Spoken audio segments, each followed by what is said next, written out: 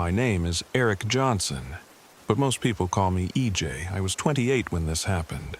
Back in the summer of 2022, I'll never forget it. Some nights, I still wake up hearing those whispers. It all started when my friends, Jasmine and Pete, and I decided to take a camping trip to the Okanogan-Wenatchee National Forest. Jasmine had heard about this remote, unmarked trail that supposedly led to some of the most beautiful, untouched spots in the area. That alone would have sold me, but then she casually dropped the words Skinwalker Legend, and Pete groaned. "Oh, come on, Jazz," Pete had said, his voice dripping with skepticism. He was 29 and had always been the pragmatic one in our trio. "Why do you always pick the creepiest places to visit?" "It's not creepy," Jasmine shot back.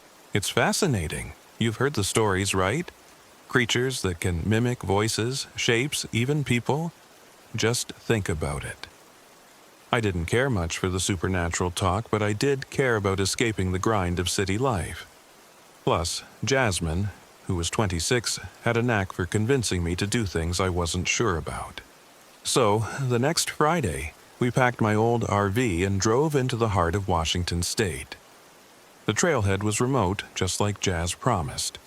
We parked the RV in a clearing and spent an hour triple-checking our gear.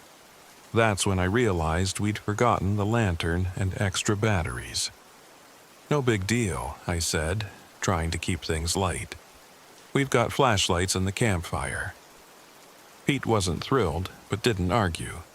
As we set off, the tension between him and Jazz was already bubbling. The trail was rugged but beautiful. Tall evergreens, soft moss underfoot, and the occasional burst of wildflowers. The air smelled clean, like pine and earth. It felt good to be away from everything. By the time we set up camp that evening, Pete was complaining about the terrain, and Jazz was rolling her eyes. "You're the one who said you needed a break from spreadsheets and deadlines," she teased. "I didn't mean hiking 5 miles to nowhere," he snapped back. "Guys," I said, raising my hands, "let's just enjoy this, all right? Look at the sunset." The peace didn't last long. That night, as we sat around the campfire, we heard it. A long, mournful howl cutting through the stillness. Pete froze, his marshmallow halfway to his mouth. "Coyote," I said quickly. "Maybe a wolf. It's fine." "Sounds too close for comfort," Pete muttered. Jazz, of course, grinned. "Or maybe it's something else." Pete glared at her. "Don't start." Jazz only laughed, but I couldn't help noticing how the firelight flickered strangely against the trees, casting long, warped shadows. We broke camp early the next morning. Jazz was still bubbling with excitement, snapping photos and pointing out birds. Pete, on the other hand, seemed on edge, glancing over his shoulder more than usual. Around midday, we came across something odd. Footprints. They were large, almost human-like, but the toes were too long and the spacing seemed wrong. "Bear tracks?" Jazz guessed, crouching down to examine them. "Bears don't have feet like that," Pete said, his voice tight. I didn't say anything, but a cold weight settled in my chest. Something about the prints felt off. We pressed on, and that afternoon Jazz spotted a deer in the distance. At first, it seemed ordinary, grazing among the trees. Then it turned toward us, and my stomach twisted. Its movements were jerky, almost robotic, and its head tilted at an unnatural angle. Is it supposed to do that?" Jazz asked, her voice quieter than usual. The deer stared at us for a long moment before bounding away. Pete muttered something about rabies, but no one really believed that. By late afternoon, we stumbled across an abandoned campsite. Torn tents, shredded clothing, and claw marks covered the area. Jazz's curiosity burned bright, but Pete was done. "Let's turn back," he said. "This isn't funny anymore." "It's probably just an old campsite that got hit by a bear," I said. though even I didn't believe it. Still, I wasn't ready to call it quits. Jazz wandered closer to the ruins and found a small carved bone totem among the debris. It was weathered, but intricately detailed, with shapes that almost looked like faces. "This is so cool," she said, slipping it into her pocket. Pete glared. "Put it back!" "Oh, relax. It's just a trinket." That night was worse. The forest seemed alive, like the trees themselves were watching us. The fire struggled to stay lit, even with plenty of wood. Then came the voices. At first, they were faint, barely more than whispers carried on the wind. Then I heard my name. "Eric, help me!" It sounded like Pete, but when I turned, he was sitting by the fire, pale and wide-eyed. "Did you hear that?" he asked. Before I could answer, Jazz wandered away from the campfire, her eyes glassy. Pete and I scrambled to catch her. We found her standing at the edge of the clearing, staring into the darkness. "Jazz!" I shook her shoulder. She blinked and looked at me like she'd just woken up. "What?" "You wandered off," I said. I thought I heard something." We dragged her back to the fire and she didn't argue. But from then on, she seemed different, quieter, almost withdrawn. By the next morning, Pete was in full-blown panic mode. "We need to leave, now." Jazz looked exhausted, with dark circles under her eyes. "We can't just leave, we'll get lost." "We're already lost," Pete snapped. I tried to keep everyone calm, but the trail didn't look the same anymore. The trees seemed closer together, and the air felt heavy, like we were walking through water. Then we saw it. At first, it looked like a person standing in the distance, partially obscured by the trees. But as we got closer, we realized its proportions were wrong. Its arms were too long, and its head was too big. It moved unnaturally, almost like it was glitching. "Don't move," I whispered. The figure slowly turned toward us and my blood ran cold. Its face was a twisted, grotesque version of Pete's, like a mask that didn't quite fit. Jazz let out a small scream, and the thing tilted its head, mimicking the sound perfectly. Then it took a step toward us. "Run!" I shouted. We sprinted through the forest, not caring about the trail anymore.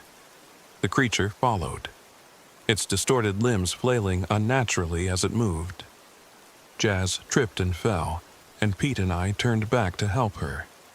That's when it lunged, grabbing Pete's arm with claw-like fingers. He screamed, and I swung a burning stick from the campfire at it. The creature recoiled, its skin sizzling where the fire touched it. "Fire!" I shouted. "It's afraid of fire!" We managed to get Jazz back on her feet, and the three of us stumbled into a small clearing. In the center was a crude stone altar surrounded by animal bones. Jazz pulled the totem from her pocket, her hands trembling. "Put it back!" Pete shouted. She placed the totem on the altar and muttered an apology. The forest went deathly silent. We didn't stop running until we reached the RV. Pete had deep scratches on his arm, and Jazz was crying softly. As we drove away, I tried to shake the feeling that something was still watching us. When I glanced in the rearview mirror, I swore I saw a shadow dart between the trees. We thought it was over, but when we got home, Jazz found the totem in her bag. None of us could explain how it got there. And sometimes, late at night, I still hear my name whispered in the wind.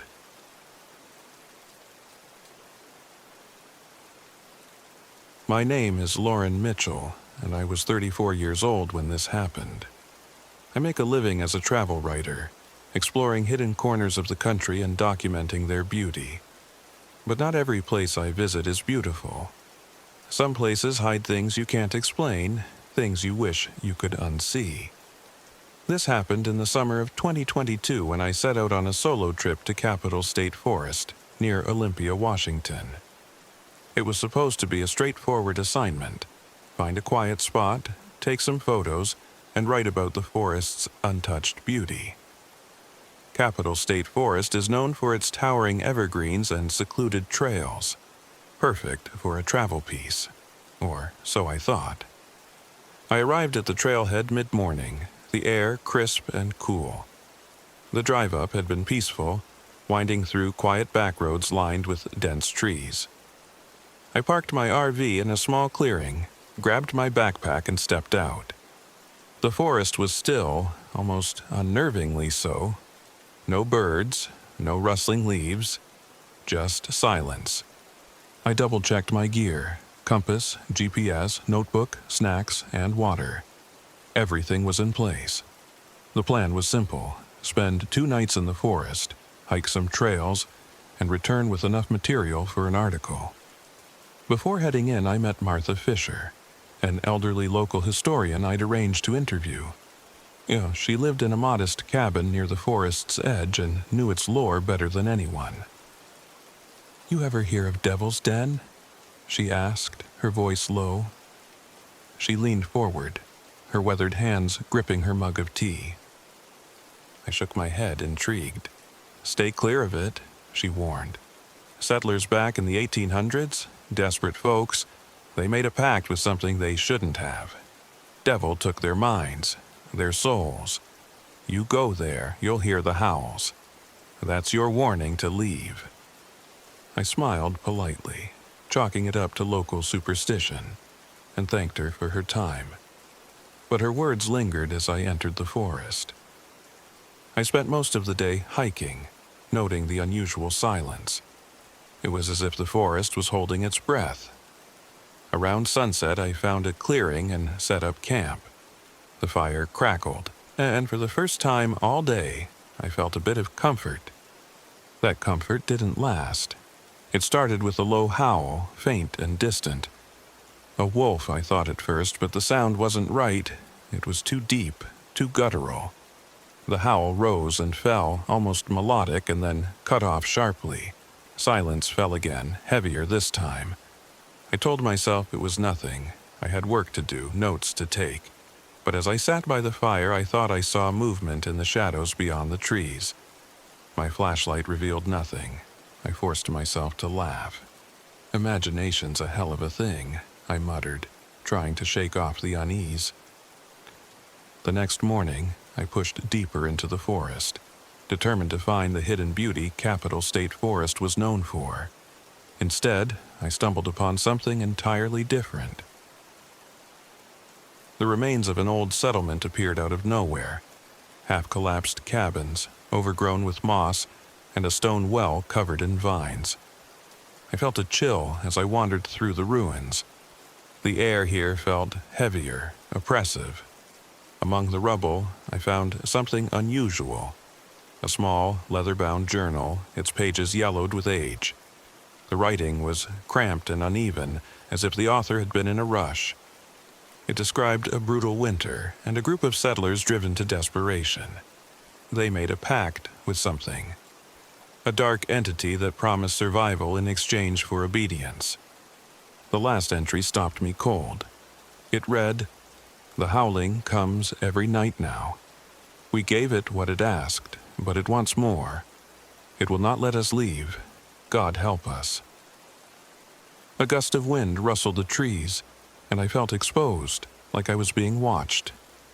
My first instinct was to leave, but something caught my eye. An old fire pit surrounded by strange carvings. I knelt to examine them, snapping photos for reference. And that's when I saw him. A boy, no older than 8, stood at the edge of the clearing, half hidden behind a tree. He wore old-fashioned clothes, his face pale and gaunt. But what froze me wasn't his appearance. It was his resemblance to my younger brother, Evan, who had drowned when I was 12. "Evan," I whispered, my heart pounding. The boy tilted his head as if he'd heard me, then turned and walked into the trees. I followed the boy, or whatever it was, deeper into the forest, my fear eclipsed by a desperate need to understand. He didn't look back, didn't make a sound. Eventually, he disappeared, leaving me alone in a part of the forest I didn't recognize. By the time I realized I was lost, the sun was setting. I retraced my steps, or at least tried to, but everything looked the same. Dark, endless trees. Panic bubbled up, but I pushed it down. I had my compass, my GPS. Neither worked. The howl came again, louder this time, closer. My breath hitched as the sound echoed around me, seeming to come from every direction at once. I built a small fire as quickly as I could, the journal clutched in my shaking hands. Its words rang in my head. The howling comes every night now. The fire's warmth offered little comfort. Shadows shifted in the flickering light, and then I saw him again. The boy, standing just beyond the fire's glow.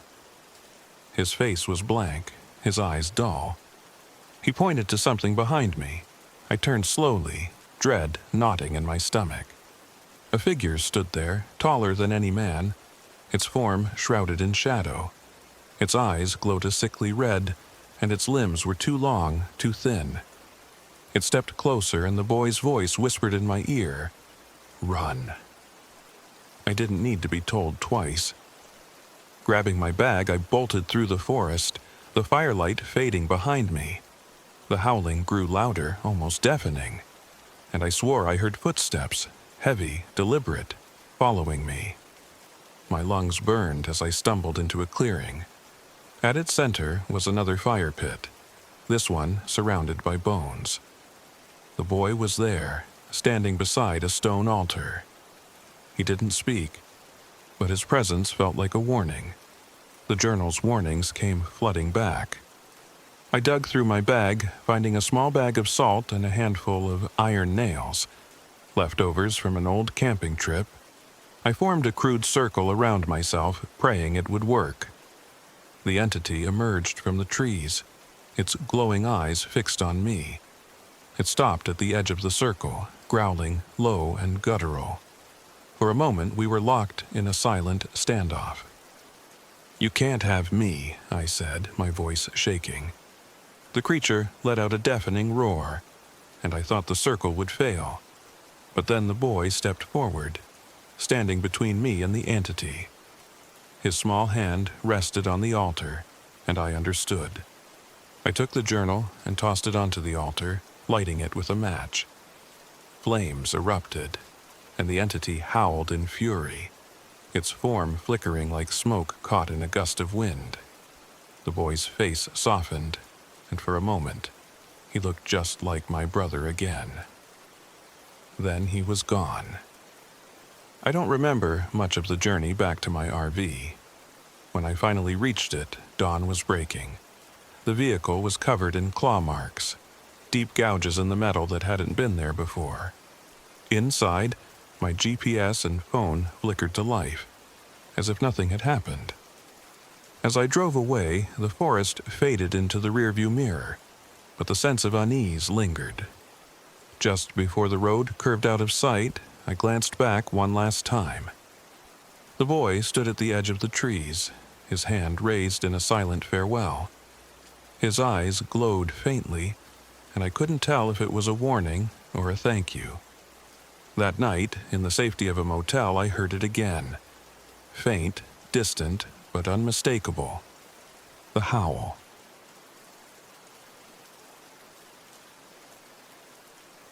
My name is David Klein, and I was 41 years old when this happened. I was trying to piece my life back together after leaving a soul-crushing corporate job and a failed marriage. I thought a solo RV camping trip to Mount C near North Bend, Washington, would give me the clarity I needed. What I found there wasn't peace, it was something far darker. I pulled my RV into a small, quiet trailhead at the base of Mount Si on a sunny Monday afternoon. The plan was to spend a week hiking, journaling, and figuring out what came next in my life. The first thing I noticed was how eerily quiet the forest was. No birds, no insects, just the sound of the wind brushing through the towering trees. "This is exactly what I need," I muttered to myself as I unpacked my gear. The first hike was uneventful. I snapped a few photos, took some notes for my journal, and enjoyed the solitude. By the time I returned to the RV, the sun was setting, casting long shadows across the clearing. I made a quick dinner and sat down to write. That night, as I sat by the window, I heard it. Faint laughter, high-pitched and childlike. It was distant, almost like it was carried on the wind. My first thought was that a family must be camping nearby, but when I stepped outside to look, there was nothing. Just the silence of the forest. I shook it off as my imagination and went to bed. The next morning, I found something strange. Sitting on the RV's step was a small rusted tin toy soldier. Its paint was chipped, and one of its arms was bent at an odd angle. Next to it were small, muddy footprints leading into the woods. I stood there for a moment, staring. I didn't remember seeing any other vehicles or campers nearby. I tried to laugh it off. Maybe I missed something. Kids could have left it here before I arrived. That had to be it. Still, the unease lingered as I set out for another hike. The trail was beautiful but unsettlingly quiet. No rustling animals, no bird calls, just the crunch of my boots on the dirt path. A few miles in, I found something else, an old wooden train sitting in the middle of the trail. It looked pristine, like it had been placed there moments before. I picked it up, examining it. My chest tightened. Who would leave something like this out here? I felt watched, but every time I looked over my shoulder, the trail was empty. That evening, the laughter came again, louder, closer. It sounded like children playing tag, running circles around the RV. I stepped outside, flashlight in hand, but saw nothing. The beam of light cut through the trees, but there were no shadows, no movement. Just the laughter, echoing from somewhere I couldn't pinpoint. Back inside, objects began to move. My journal fell off the table, its pages fluttering as though caught in a breeze. My water bottle tipped over on its own. Then the laughter stopped abruptly, replaced by a faint knocking at the door. I froze, staring at the door handle, half expecting it to turn. When nothing happened, I summoned the courage to peek outside. The clearing was empty. But just before I shut the door, I caught a glimpse of movement, something small darting between the trees. The next morning, I drove into town hoping to distract myself and maybe get answers. At the local library, I met Eleanor Hawthorne, a kind but stern woman in her 60s who'd lived in North Bend all her life. When I told her about the laughter and the toys, her face darkened. "You need to leave," she said bluntly. "Why?" I asked, my curiosity outweighing my fear. Eleanor sighed. In 1947, a group of children went missing on Mount Si during a church retreat. 5 of them, all under the age of 10. They were never found. Some say they got lost. Others believe something took them. "Took them?" I echoed, skeptical. "There's a part of the forest locals call the Lost Camp," she continued. "The children are said to haunt it. They lure people off the trails. Some return, others don't." Eleanor's warning didn't stop me. If anything, it made me more determined to stay. I needed to know what was happening. I returned to the RV and spent the rest of the day hiking deeper into the forest. That's when I found it. The Lost Camp. It was a clearing filled with old, rotting tents and rusted camping supplies. A faded wooden sign lay half buried in the dirt, reading, "Mount Si Retreat." The air felt heavier here, oppressive. Then I saw them. 5 children, their forms pale and translucent, stood at the edge of the clearing. They were dressed in old-fashioned clothes, overalls, dresses, muddy shoes. They didn't speak, but their eyes followed me.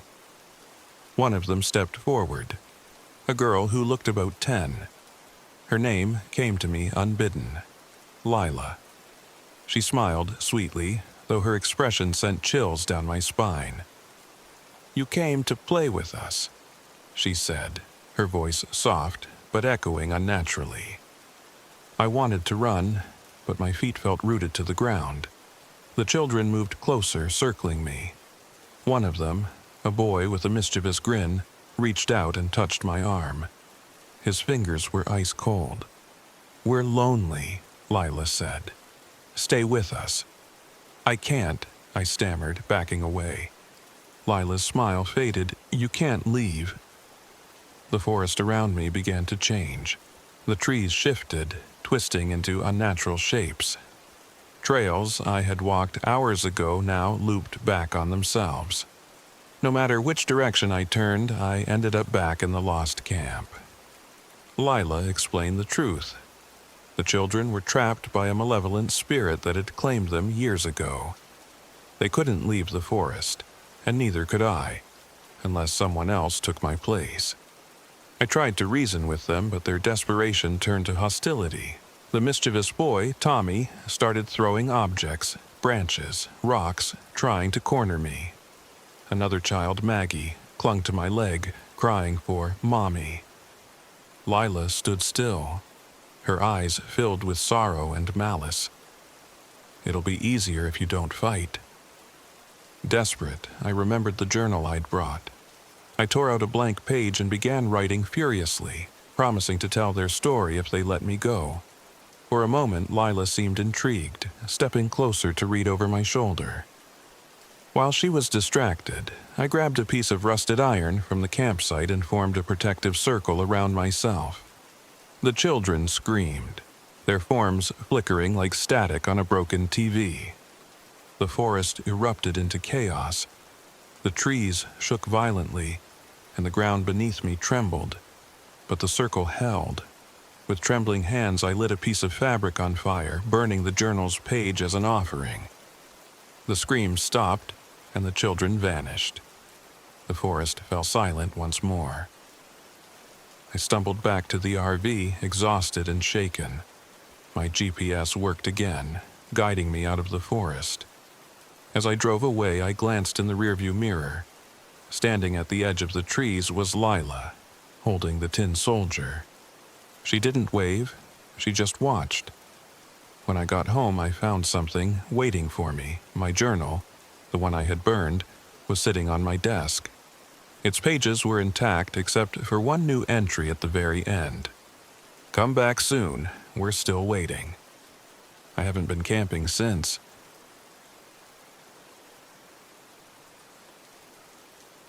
My name is Jake Morgan, and I was 31 when it happened.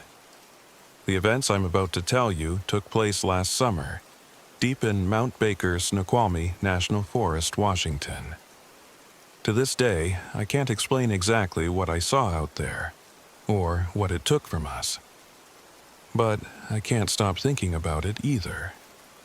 The nightmares are a constant reminder that some things should never be disturbed. It all started when I lost my job. I'd been working as a project manager for 7 years when the company decided to downsize. One meeting, and my life changed. I was angry, embarrassed, and needed a distraction, something to get me out of my own head. That's when the idea of the RV trip came up. My sister Megan suggested it, as she was always itching for an excuse to explore somewhere new, and she thought filming it for her social media would be great content. Joining us were Ben, my best friend since college, and Megan's best friend Ella, who wasn't exactly the outdoorsy type but got roped into coming anyway. Ben, as usual, was overly eager to prove himself, talking up the challenges of hiking the steep trails around Mount Baker. Ella, on the other hand, looked uncomfortable even as we packed. "Are we sure this is safe?" she asked, biting her lip as she stuffed a sleeping bag into her pack. "I read something about wild animals up there." "It's a national forest, not Jurassic Park," I said, waving her off. "The scariest thing you'll find is a squirrel." She didn't look convinced, but she didn't argue. The drive to the campsite took hours. winding through thick forest and jagged mountain views. By the time we arrived, the sun was low in the sky, casting long shadows across the dirt road. We parked the RV in a clearing off the main trail, surrounded by towering fir trees. The place was beautiful, silent except for the occasional rustle of leaves in the wind. "This is perfect," Megan said, pulling out her camera. She immediately started filming the trees, the RV, and us. Ben threw on his hiking boots and looked around. "We should hit the trail early tomorrow. There's a ridge about 3 miles in that's supposed to have insane views." I nodded. "Fine, but let's set up camp first. I don't want to be scrambling in the dark." We worked together to unload the gear, set up a fire pit, and sort our supplies. Megan was already snapping pictures of the sunset, while Ella stood by, arms crossed, glancing nervously at the forest. That night, the first sign of trouble appeared. I was half asleep in my bunk when I heard something. A faint whisper, like someone calling my name. "Jake." I sat up, heart pounding. The RV was dark except for the faint glow of the moon through the windows. I listened, straining to hear. "Jake." It was coming from outside. I grabbed a flashlight and crept to the door, opening it just enough to shine the beam into the clearing. Nothing. The trees swayed gently in the wind, but there was no sign of anyone. "Probably just the wind," I muttered, shutting the door. Still, I couldn't shake the feeling that something was off. The next morning, we hit the trail. Ben led the way, practically sprinting up the incline, while Megan lagged behind, filming everything. Ella walked beside me, quiet as usual, her eyes darting around the trees. "Did you hear anything last night?" she asked after a while. "Like what? Voices or whispering?" I stopped in my tracks. "You heard that too?" She nodded, her face pale. I thought it was just my imagination. I didn't know what to say, so I brushed it off. "Probably just the wind. Don't worry about it." But Ella wasn't convinced, and truthfully, neither was I. By the time we reached the ridge, the tension in the group was palpable. Ben and I had snapped at each other several times over the pace, and Megan's constant filming was getting on everyone's nerves. Ella was quiet, keeping her distance from the others. As we stood at the overlook, admiring the view, Ben suddenly froze. "Do you see that?" he asked, pointing to the trail behind us. We turned to look. At first, I didn't notice anything unusual, but then I saw it. A set of footprints in the dirt. They looked like deer tracks, but something was wrong. The stride was too long, almost human in a way that made my skin crawl. "Probably just a big buck," I said, trying to sound casual. Ben frowned. "Yeah, but look at the spacing. That's not normal." No one had a good explanation, so we packed up and headed back to the RV. That night, things got worse. Megan decided to explore the edge of the forest with her camera, despite my protests. "I'll be back in 10 minutes, she said, waving me off. "Relax, Jake." 10 minutes turned into 20, then 30. By the time I decided to go after her, the forest was pitch black. "Stay here," I told Ella and Ben as I grabbed a flashlight and headed into the trees. I followed the faint beam of light, calling Megan's name. The forest seemed unnaturally quiet. No insects, no rustling leaves, just a heavy, oppressive silence. Finally, I heard her voice. "Jake!" I turned, shining the flashlight in the direction of the sound.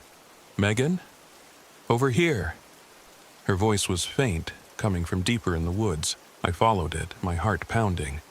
"Jake, help!" The voice was louder now, but something about it was wrong. The tone was off, too flat, too hollow.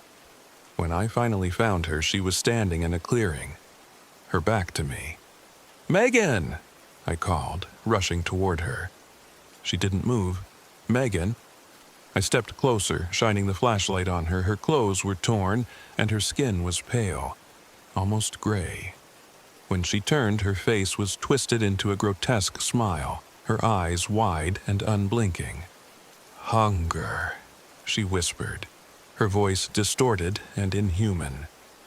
I stumbled back, dropping the flashlight. I don't remember running back to the RV, but somehow I made it. I slammed the door shut, locking it behind me. "What happened?" Ella asked, her voice shaking. "Megan, she's—" I couldn't finish the sentence. Before I could explain, we heard her voice outside. "Jake, let me in." Ella and Ben froze. "That's not her," I said, backing away from the door. "How do you know?" Ben asked. "Because she's not human anymore."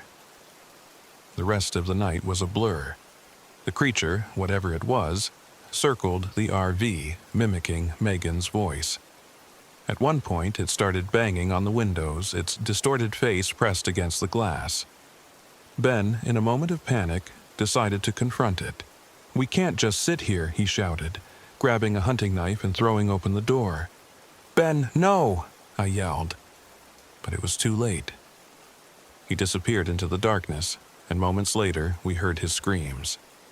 By dawn, Ella and I were the only ones left.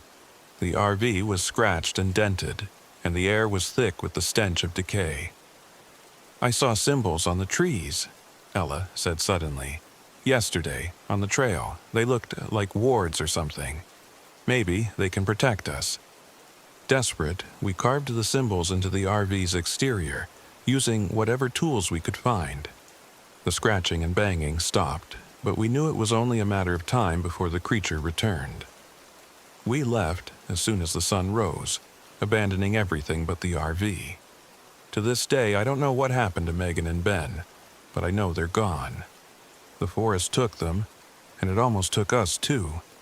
And sometimes, late at night, I still hear Megan's voice, calling my name.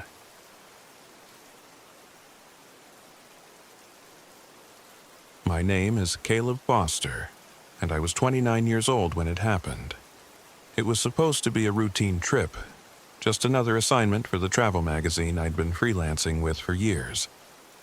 My editor had sent me to Deception Pass State Park in Washington, a place steeped in ghost stories and local folklore. I wasn't exactly a believer, but I'd always been curious about the line between myth and reality. The idea was to explore so-called haunted camping destinations, get some good photos, and write a piece that would either confirm the legends or debunk them. Easy enough, I thought. I parked my RV at the edge of the park in a secluded clearing, tucked away from the usual campsites. I'd chosen the spot deliberately. It was near an old trailhead that locals rarely used anymore, the kind of place where you could feel like you were truly alone. Or so I thought. The first strange thing happened before I even reached the park. At a rundown gas station just outside Deception Pass, I asked the attendant for directions to the trailhead. The man, an older guy with a weathered face, paused mid-pump and gave me a hard look. "You don't want to camp up there," he said. "Why not?" I asked, forcing a laugh. "Bears? Worse than bears," he muttered. "Things happen in those woods. You hear singing, you get the hell out. Don't stop. Don't look back." I wanted to press him for details, but he shut me down with a shake of his head and a dismissive wave. It was the kind of reaction I'd seen before, a local playing up a ghost story to spook the city guy. I rolled my eyes, paid for my gas, and drove off. The first day was uneventful. I spent the afternoon exploring the trails near my campsite, jotting down notes and taking pictures of the misty forest. The air was crisp, the kind of sharp cool that makes you feel alive. Everything was quiet, unnaturally so. I told myself it was just the time of year. Most of the birds had probably migrated south. But the silence gnawed at me, an itch I couldn't scratch. That night, as I settled into my bunk with a book, I heard it. faint at first like the hum of a distant radio, a melody, wordless but haunting, carried on the wind. I set the book down and strained my ears. The sound grew clearer, a choir, singing in perfect harmony. It was beautiful, but there was something wrong about it. Something that made the hairs on my arms stand up. I grabbed my flashlight and stepped outside. The forest was bathed in moonlight, silver and serene, but the singing seemed to come from nowhere and everywhere at once. I swept the beam of light across the trees, half expecting to see someone, anyone, out there. But there was nothing. The sound faded as quickly as it had begun, leaving me alone in the silent forest. I told myself it was just my imagination, the wind playing tricks on me. But deep down, I knew better. The next morning, I decided to follow the trail farther than I had before. I wasn't about to let a ghost story scare me off. The forest was thick with fog, tendrils of mist curling around the trees like fingers. As I hiked, I noticed strange carvings on some of the trunks. Spirals, jagged lines, crosses. They didn't look recent. The wood was weathered and old. At first, I thought they were just graffiti left by some overzealous campers, but there was a pattern to them, a deliberate placement that made me uneasy. After a couple of hours, I stumbled upon something I hadn't expected to find. Hidden among the trees was an old church, its wooden frame half collapsed and covered in moss.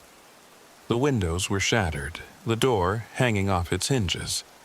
It looked like it had been abandoned for decades, maybe longer.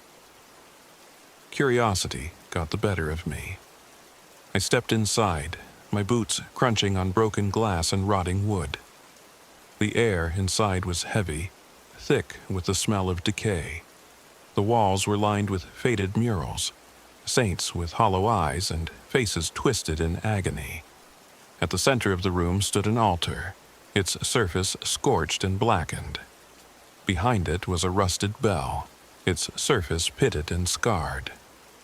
I don't know what compelled me to do it, but I rang the bell. The sound was deep and resonant, echoing through the empty church and out into the forest. For a moment, everything was still. Then the singing started again. By the time I made it back to my RV, the sun was setting. The forest felt different now, darker, heavier. I locked the door behind me and sat down to review my notes, trying to distract myself from the unease curling in my stomach. But the distraction didn't last long. A soft knock echoed from the RV's door.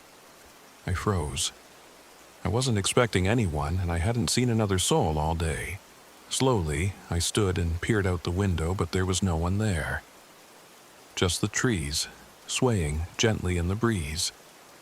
The knock came again, louder this time. "Who's there?" I called out, my voice shaking.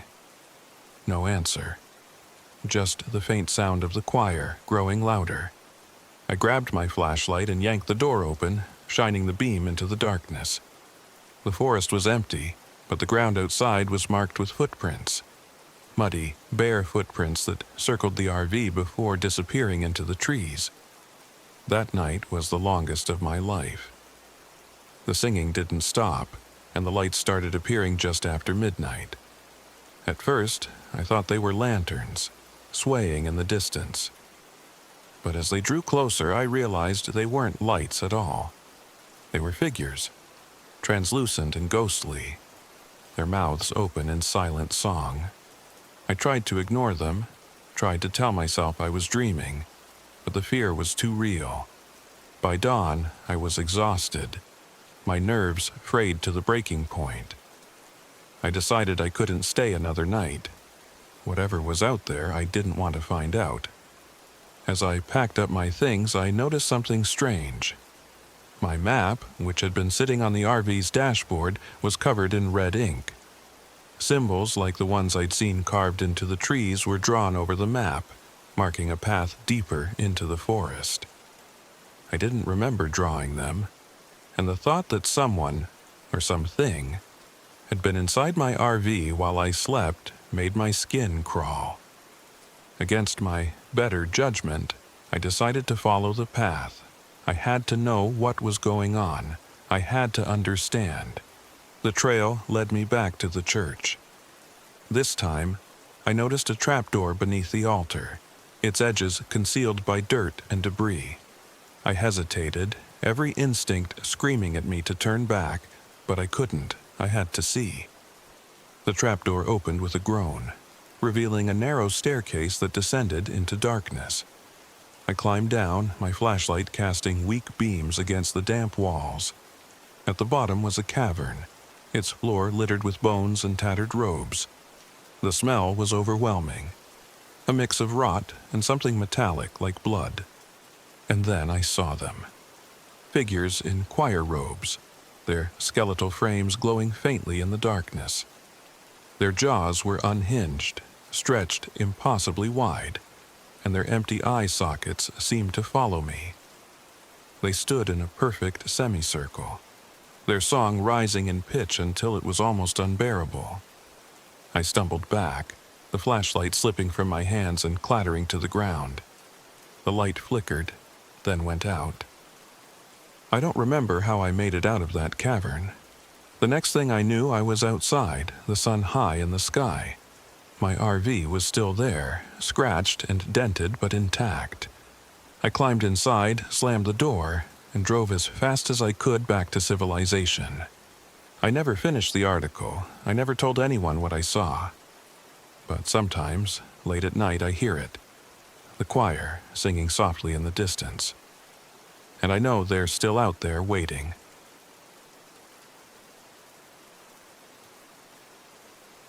My name is Daniel Wright, but most people call me Danny. I was 36 when it happened. I used to be a firefighter, the kind of guy who ran into burning buildings when everyone else was running out. That changed after the accident. A collapse I couldn't predict, a young life I couldn't save. The guilt clawed at me every day, and no matter how much I drank, worked, or avoided my own reflection, it wouldn't go away. That's why I went to the Tenaway Community Forest, Washington. I needed to get away from everything. From the noise, the pitying looks, the questions I couldn't answer. My plan was simple. Park my RV near the river, hike the trails, and spend a week trying to quiet the chaos in my head. It sounded like a good idea at the time. The drive up was uneventful, the narrow road winding through thick forest that felt both inviting and oppressive. I reached the campsite by late afternoon, a secluded spot near a bend in the river. The water was fast-moving and dark, its surface glinting in the fading sunlight. I stepped out of the RV, stretched my legs, and took a deep breath of the cool mountain air. Perfect, I muttered to myself, grabbing my gear. I set up a chair by the water and let the sound of the river fill the silence. For the first time in months, I felt like I could breathe. That evening, as I gathered wood for a small fire, I noticed something strange. Near the edge of the campsite, there was a stack of rocks, 3 uneven stones balanced precariously on top of each other. Sticking out from the top was a jagged bone, bleached white and brittle-looking. I stared at it for a moment, trying to make sense of it. Maybe it was some kind of trail marker or a prank left by another camper. Either way, it gave me the creeps. I left it alone and returned to the RV, locking the door behind me. That night, I dreamed of fire, of voices screaming my name, of ash and smoke swallowing everything I loved. When I woke up, the air felt heavier, like a storm was brewing, though the sky was clear. The next day, I decided to explore the trails. I'd packed a map and some snacks, planning to hike until midday. The forest was dense and quiet, the kind of silence that felt alive, like the trees were watching me. Every so often, I'd hear a branch snap or the rustle of leaves, but when I stopped to listen, there was nothing. About an hour into my hike, I came across a wooden bridge spanning a narrow section of the river. The planks were weathered and moss-covered, but it looked sturdy enough. I crossed it carefully, the wood creaking under my boots. On the other side, the forest felt different. The air was colder, and the sunlight struggled to break through the canopy. I hiked for another hour, marking my path with small notches on the trees. But when I decided to head back, something was wrong. The bridge was gone. At first, I thought I'd taken a wrong turn. I retraced my steps, looking for the notches I'd left, but they were nowhere to be found. I checked my map, but it didn't make sense. I was certain I'd come back to the same spot, but now the river was wider, the current stronger. There was no sign of the bridge. Panic started to set in, but I forced myself to stay calm. I followed the river upstream, hoping to find another crossing. After what felt like hours, I finally stumbled back to my campsite. The relief was short-lived. The rock stack was back, only now there were 5 stones instead of 3. And the bone on top was different, longer, with strange markings etched into its surface. That night, I heard the footsteps. They started just after midnight, faint but deliberate, circling the RV.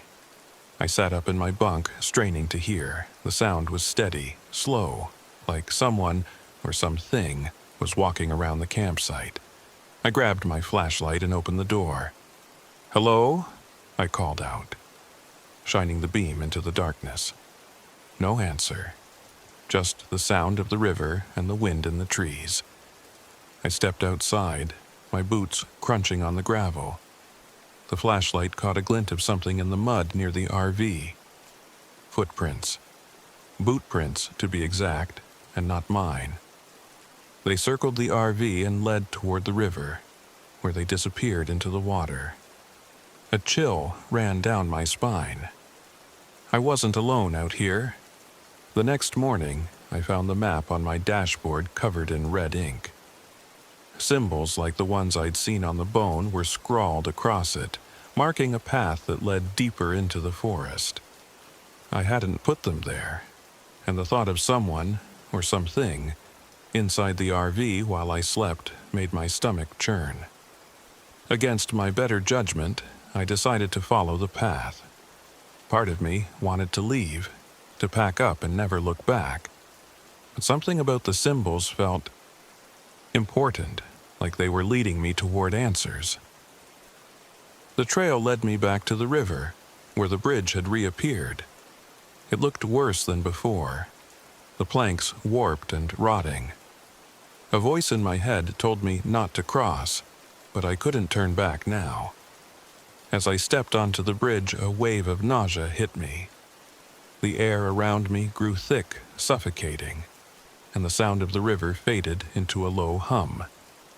On the other side, the forest was darker.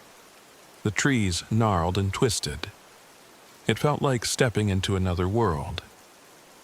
That's when I saw them. Figures in the distance, flickering like shadows in the firelight. They were digging, their movements frantic and desperate. As I got closer, I realized they were miners, their clothes tattered and faces gaunt. One of them turned toward me, his hollow eyes glowing red. His mouth moved, but no sound came out. I stumbled back, my heart pounding. The miners vanished, leaving only the sound of the river behind. When I returned to the RV, the air felt heavier, charged with an unnatural energy. That night, the voice came, low and rumbling, like thunder in the distance. "Daniel," it said, dragging out the syllables of my name. "You cannot escape." "Who are you?" I shouted, my voice shaking. "What do you want?" "Relief," it said. "Peace. I can take your pain away if you let me." I didn't answer. I knew better than to bargain with something I didn't understand. The next morning, I knew what I had to do. The bridge was the key. It wasn't just a crossing, it was a tether, a link between this world and whatever darkness lurked beyond. If I could destroy it, maybe I could break the curse. I grabbed a canister of gasoline from the RV and made my way back to the river. As I doused the bridge, the voice returned, louder and angrier. "Fool," it hissed. "You think you can defy me?" A shadowy figure emerged from the trees, towering and menacing. Its eyes burned like embers, and its body radiated heat that made the air shimmer. It showed me visions of my past, of the lives I couldn't save, of the fire that still haunted me. But I didn't stop. I struck a match and tossed it onto the bridge. The flames roared to life, engulfing the wood in seconds. The figure let out an ear-piercing scream, its form twisting and writhing before vanishing into the smoke. When the fire died down, the bridge was gone, reduced to ash. The forest felt quieter, lighter, as if a weight had been lifted. I returned to the RV, exhausted but relieved. As I drove away, I noticed the stack of rocks by the roadside. The bone on top was gone, replaced by a single charred piece of wood. Even now, I don't know if I truly escaped. Sometimes, late at night, I hear the voice again, whispering my name, and I wonder if the river will ever let me go.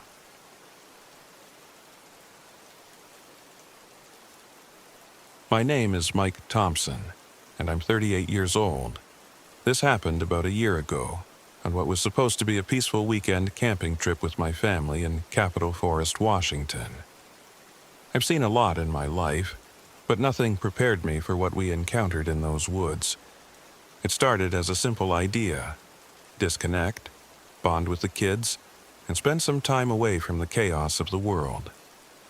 I'd rented an RV, loaded it with supplies, and convinced my wife Laura, 35, and our kids Ellie, 8, and Max, 5, that we were in for an adventure.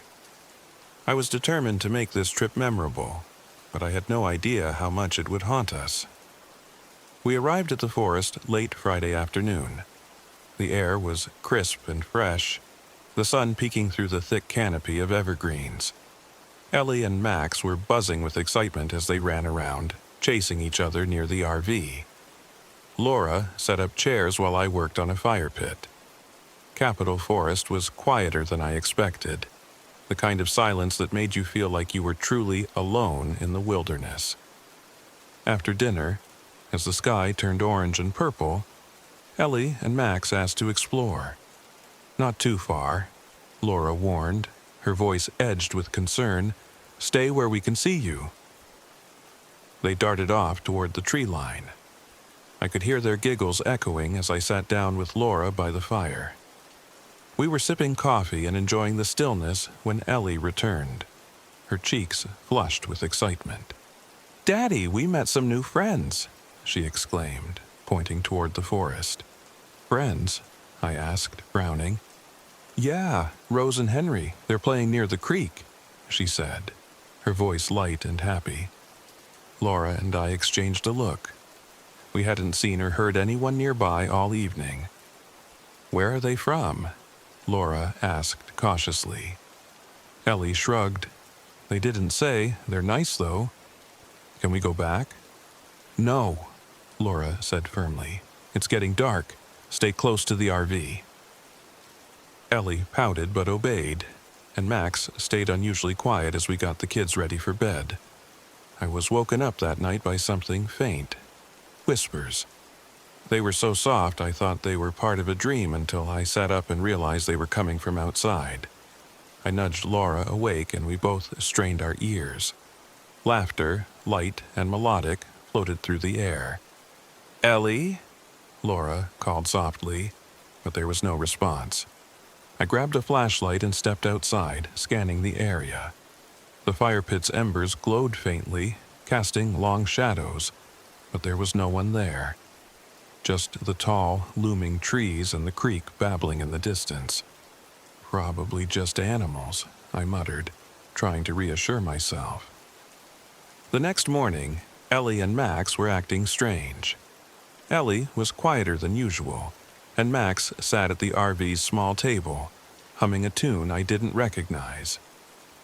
"Where did you learn that song?" Laura asked him. "Rose taught me," Max replied without looking up. A chill ran down my spine. I decided to check the area around the RV for signs of other campers. I wasn't scared yet, just uneasy. I walked the perimeter and headed into the woods where Ellie said they'd been the night before. After about 10 minutes, I stumbled upon something that made me stop cold. It was a small clearing with a crude stone circle in the middle. Inside the circle were animal bones, some old and brittle, others fresher. Strange symbols were scratched into the dirt around it. I'd seen plenty of weird things in my time, but this was on another level. When I got back to the RV, Laura was trying to calm Ellie down. "She said Rose and Henry want us to go to the creek," Laura explained, her voice shaky. I didn't tell her about the stone circle. Not yet. I didn't want to alarm her, or the kids. That evening, things got worse. It started when Ellie and Max refused to come inside as it got dark. "Rose says it's nicer outside," Ellie argued, sitting stubbornly by the fire pit. Laura was trying to coax her back in when Max suddenly pointed toward the woods. "There they are." I followed his gaze, my stomach knotting. In the dim light, 2 figures stood at the edge of the trees. They were pale, almost glowing, and completely still. My throat went dry. "Ellie, Max, inside now!" I barked. Ellie hesitated, her face torn between obedience and defiance. But Laura scooped her up and Max followed, his eyes fixed on the figures as we shut the RV door. I stayed by the window watching. The figures didn't move, didn't come closer. They just stood there, watching us. I barely slept that night, and when I did, I dreamed of those figures. I woke up to the sound of pounding. "Mike!" Laura hissed, shaking me. The RV was shaking and the pounding grew louder, coming from all sides. I grabbed the flashlight and opened the door, but as soon as I stepped outside, the noise stopped. The forest was dead silent, and I felt like I was being watched from every direction. By morning, we'd had enough. Laura wanted to leave immediately, and I agreed. But when I tried to start the RV, the engine sputtered and died.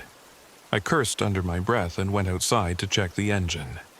That's when I saw them again, Rose and Henry, standing near the tree line, their expressions eerily calm. "What do you want?" I shouted. They didn't answer, but their smiles widened. And suddenly, Ellie's voice came from behind me. "They just want to play, Daddy." I spun around. Ellie was standing by the RV door, her eyes vacant and her voice strange, like she wasn't fully awake. "Ellie, go back inside," Laura called, but Ellie didn't move. "They want us to come with them," she said. I knew we couldn't stay. I told Laura about the stone circle and she insisted we go back to destroy it. We took the kids with us, not daring to leave them alone. When we reached the clearing, the atmosphere was suffocating. The air felt colder, heavier, and I could swear I heard faint whispers, like a chorus of voices just out of reach. "Stay here," I told Laura and the kids as I stepped into the circle. The symbols seemed to pulse faintly in the dim light. I kicked the stones apart, scattering them, and the whispers grew louder, turning into a high-pitched wail.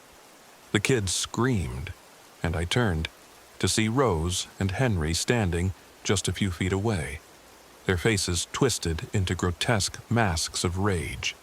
Their eyes were black pits, their mouths gaping impossibly wide. Laura held the kids close, shouting at me to hurry. I grabbed a branch and swept the remaining stones out of the circle.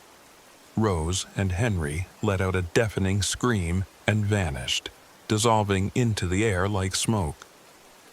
We ran back to the RV and tried the engine again. This time, it roared to life. We didn't stop driving until we were miles away. the forest fading in the rearview mirror. Even now, Ellie and Max still talk about Rose and Henry sometimes, as if they were old friends. We never went back to Capitol Forest, and I doubt we ever will. Whatever those things were, they weren't human. And they wanted our kids. That's a trip I'll never forget, and one I'll never try to repeat.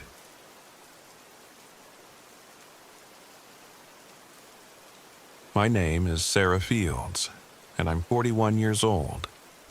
I've been camping for years, mostly alone, and I've never been afraid of the wilderness. This story, though, it changed me. It happened last fall during a trip to Baker Lake in the North Cascades of Washington State.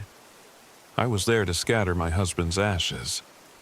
He passed away 2 years ago, and it took me this long to feel ready. James loved this place. We'd camped here together before, near the water, with its mirror-like surface reflecting the pines and peaks. It felt like the right place to say goodbye. The campground I chose was remote, quiet, and isolated. Exactly what I wanted. The RV was my little sanctuary, with everything I needed inside. As I parked near the lake and set up my small campfire, I felt at peace, like I'd made the right choice. The first day passed uneventfully. I took a hike along the shore, snapping a few photos of the lake and scouting for the perfect spot for the ceremony. It was beautiful, but something about the stillness felt off. It wasn't the usual calm of nature. It was more like the world holding its breath.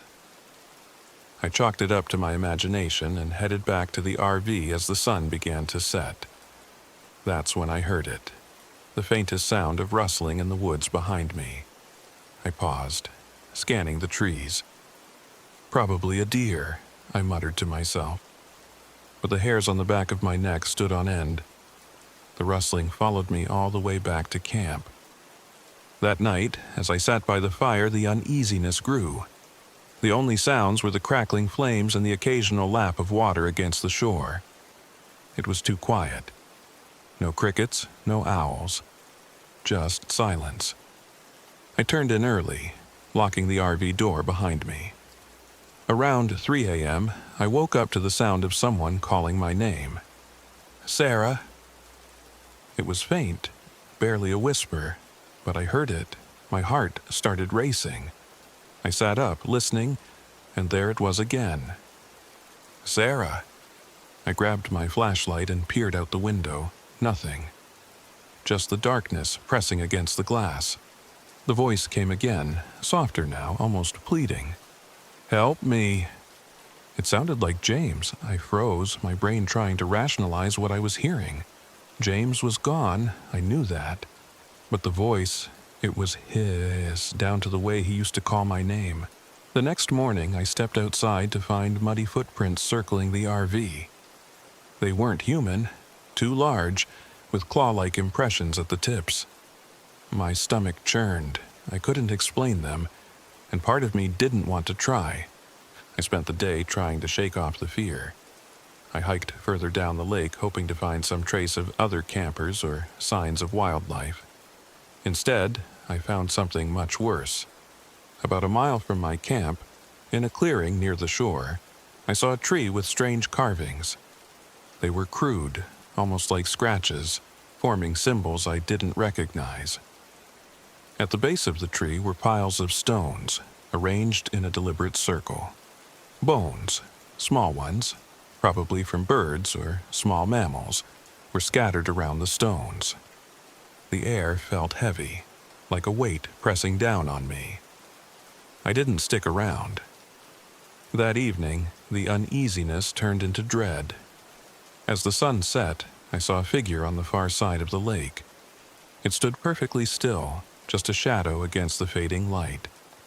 I squinted, trying to make out details, but the figure didn't move. I told myself it was just a trick of the light, but deep down, I knew better. Back at the RV, I locked the door and tried to calm myself with tea. The figure was gone, but the feeling of being watched remained. Then came the knocking. It started as a light tap on the RV's side, almost imperceptible. I froze, my mug halfway to my lips. The tapping grew louder, more insistent. "Who's there?" I called, my voice trembling. No answer. Just more knocking, this time from the back of the RV.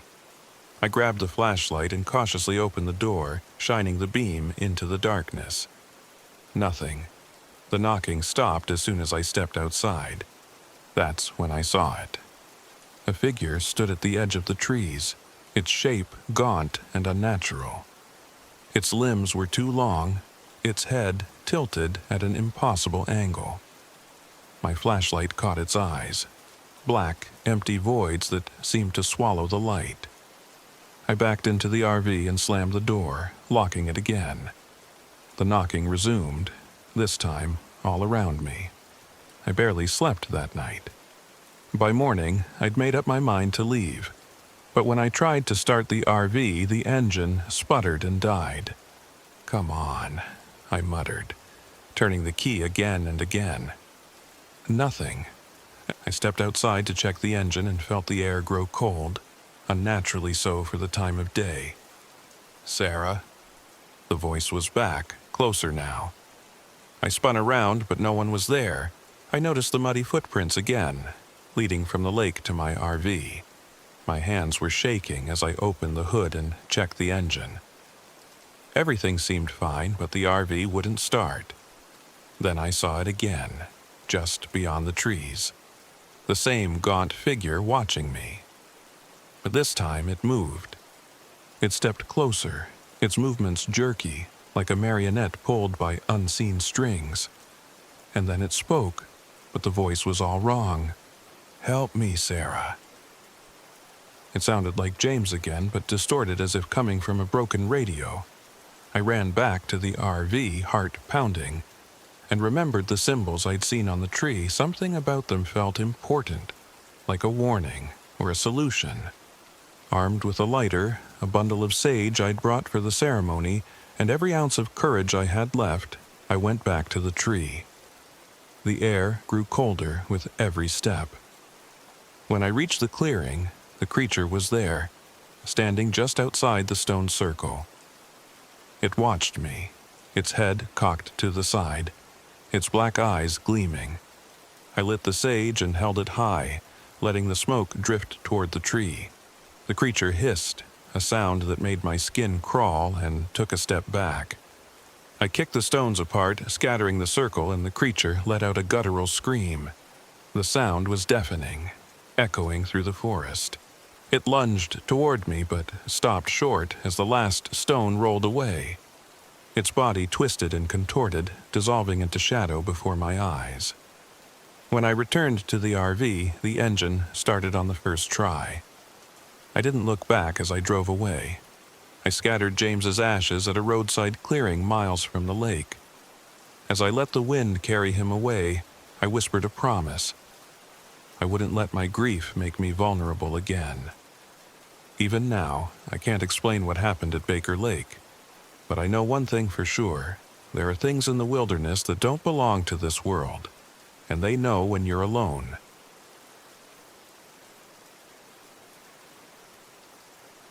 My name is Jason Alvarez, but most people just call me Jay. I'm 29 years old, and I run a small YouTube channel called Trail Terrors, where I document creepy or haunted hiking locations. It's niche, sure, but my audience eats up anything spooky, especially if it involves the great outdoors.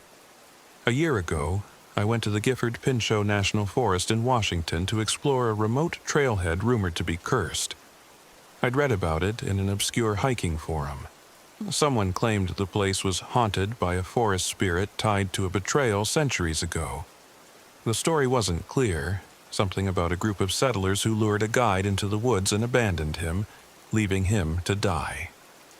His spirit supposedly haunts the area, punishing those who trespass. It sounded perfect for my channel, so I packed up my RV and made the long drive into the forest. I arrived late afternoon. The road leading to the trailhead was rough, overgrown, and completely deserted. My RV bumped and jolted along until I finally reached the end. A small, unmarked clearing with a dilapidated wooden sign leaning against a moss-covered bench. The air felt unnaturally still. I set up my camera and started filming. "What's up, Trail Terrors crew? I'm here at the infamous Gifford Pinchot Trailhead. And let me tell you, this place is giving me major creepy vibes already." The forest loomed around me, the trees stretching so high they seemed to block out the sky. I filmed the surroundings, pointing out the eerie silence. No birds, no bugs, no other hikers. Just me and whatever's out here. I planned to stay 2 nights. I'd explore the trail during the day and record some spooky campfire stories at night. It was content gold, or so I thought.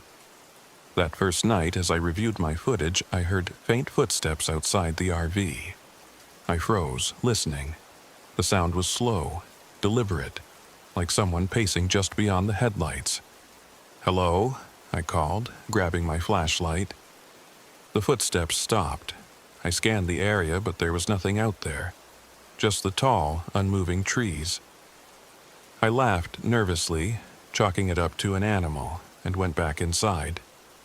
But even after I locked the door, I couldn't shake the feeling that I was being watched.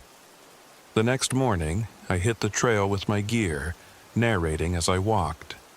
The path was overgrown, and the further I went, the darker it got, even though the sun was high in the sky. About an hour in, I stumbled across something strange. A tree with deep carvings in its bark. The symbols were jagged and haphazard, almost like runes. I zoomed in with my camera, narrating as I examined them. "This looks fresh," I said, running my fingers over the grooves. "Someone's been here recently, but I don't see any footprints." I kept going, and eventually the trail opened into a clearing. In the center was a stone cairn, weathered and uneven, surrounded by broken branches. I moved closer, filming every detail. "This is it, guys." The forum mentioned a cairn like this. "It's supposed to mark the spot where the spirit's victims were lured." I stood there for a moment, letting the silence sink in. But then I heard something, whispers. Faint, unintelligible words carried on the wind. "Did you hear that?" I whispered into the camera, my heart racing. That night, back in the RV, things got worse. I was reviewing my footage when my laptop screen started glitching. The whispers I'd heard earlier seemed to bleed into the audio, growing louder and more distorted. Then the power cut out. "Great," I muttered, fumbling for my flashlight. I stepped outside to check the generator, but as soon as I opened the door, I felt it. Cold air, unnatural for that time of year. The whispers returned, louder now, surrounding me. "Who's there?" I shouted, spinning around with my flashlight. That's when I saw it. A shadow darting between the trees. It was humanoid, but the proportions were wrong. Too tall, with arms that seemed to stretch as it moved. I backed into the RV and slammed the door, locking it behind me. The whispers stopped, but I could still feel its presence, lingering just beyond the thin walls. The next day I debated leaving, but my pride got the better of me. I'd hyped this trip to my audience and couldn't leave without something to show for it. I returned to the clearing, determined to investigate the cairn further. The forest seemed darker this time, the air heavier. When I reached the clearing, my blood ran cold. The cairn had been disturbed. The stones were scattered, and in their place was a hole, like something, or someone, had been digging. A chill ran down my spine.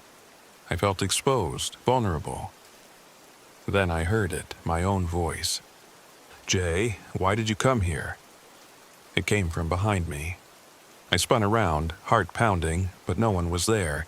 "Jay, you can't leave." The voice was closer now, distorted, like it was coming through a broken speaker. And then I saw it, the spirit. It stood at the edge of the clearing, its form flickering like a glitch in reality. Its face was wrong, shifting. For a moment it looked like my father, who'd passed away years ago, but then it morphed into me, a grotesque version of myself with sunken eyes and a twisted grin. I stumbled back, nearly dropping my camera. "What do you want?" I yelled, my voice shaking. The spirit didn't respond. Instead, it moved closer, its body twitching unnaturally. The whispers returned, louder now, filling my head with taunts and accusations. "You trespassed," it hissed. "You took what wasn't yours." I realized it wasn't just about me being there. It was about the filming. The spirit didn't want its domain exposed, its secrets shared. I scrambled to think of a way out. My eyes landed on the cairn, the hole at its center. The stones, maybe they were a barrier, keeping the spirit contained. I grabbed the stones and began piling them back, my hands trembling.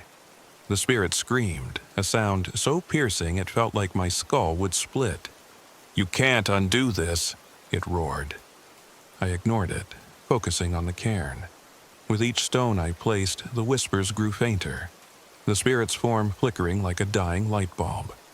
Finally, I placed the last stone. The spirit let out one final guttural wail before vanishing. I didn't waste any time after that. I ran back to the RV, started the engine, and didn't stop driving until I was miles away. When I got home, I reviewed my footage, hoping to salvage something for my channel. Most of it was corrupted, but there was one clip that worked, of the spirit standing in the clearing, staring directly into the camera. I never uploaded it. That was the last time I went hunting for haunted trails. Whatever I saw in that forest wasn't meant to be found, and I wasn't going to risk unleashing it again.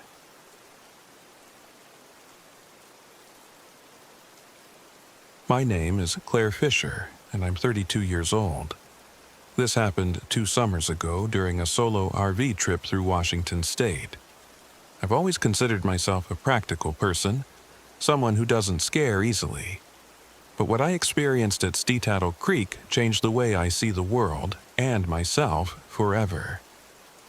I was driving through North Cascades National Park, working on a piece for my blog about hidden trails and overlooked campgrounds.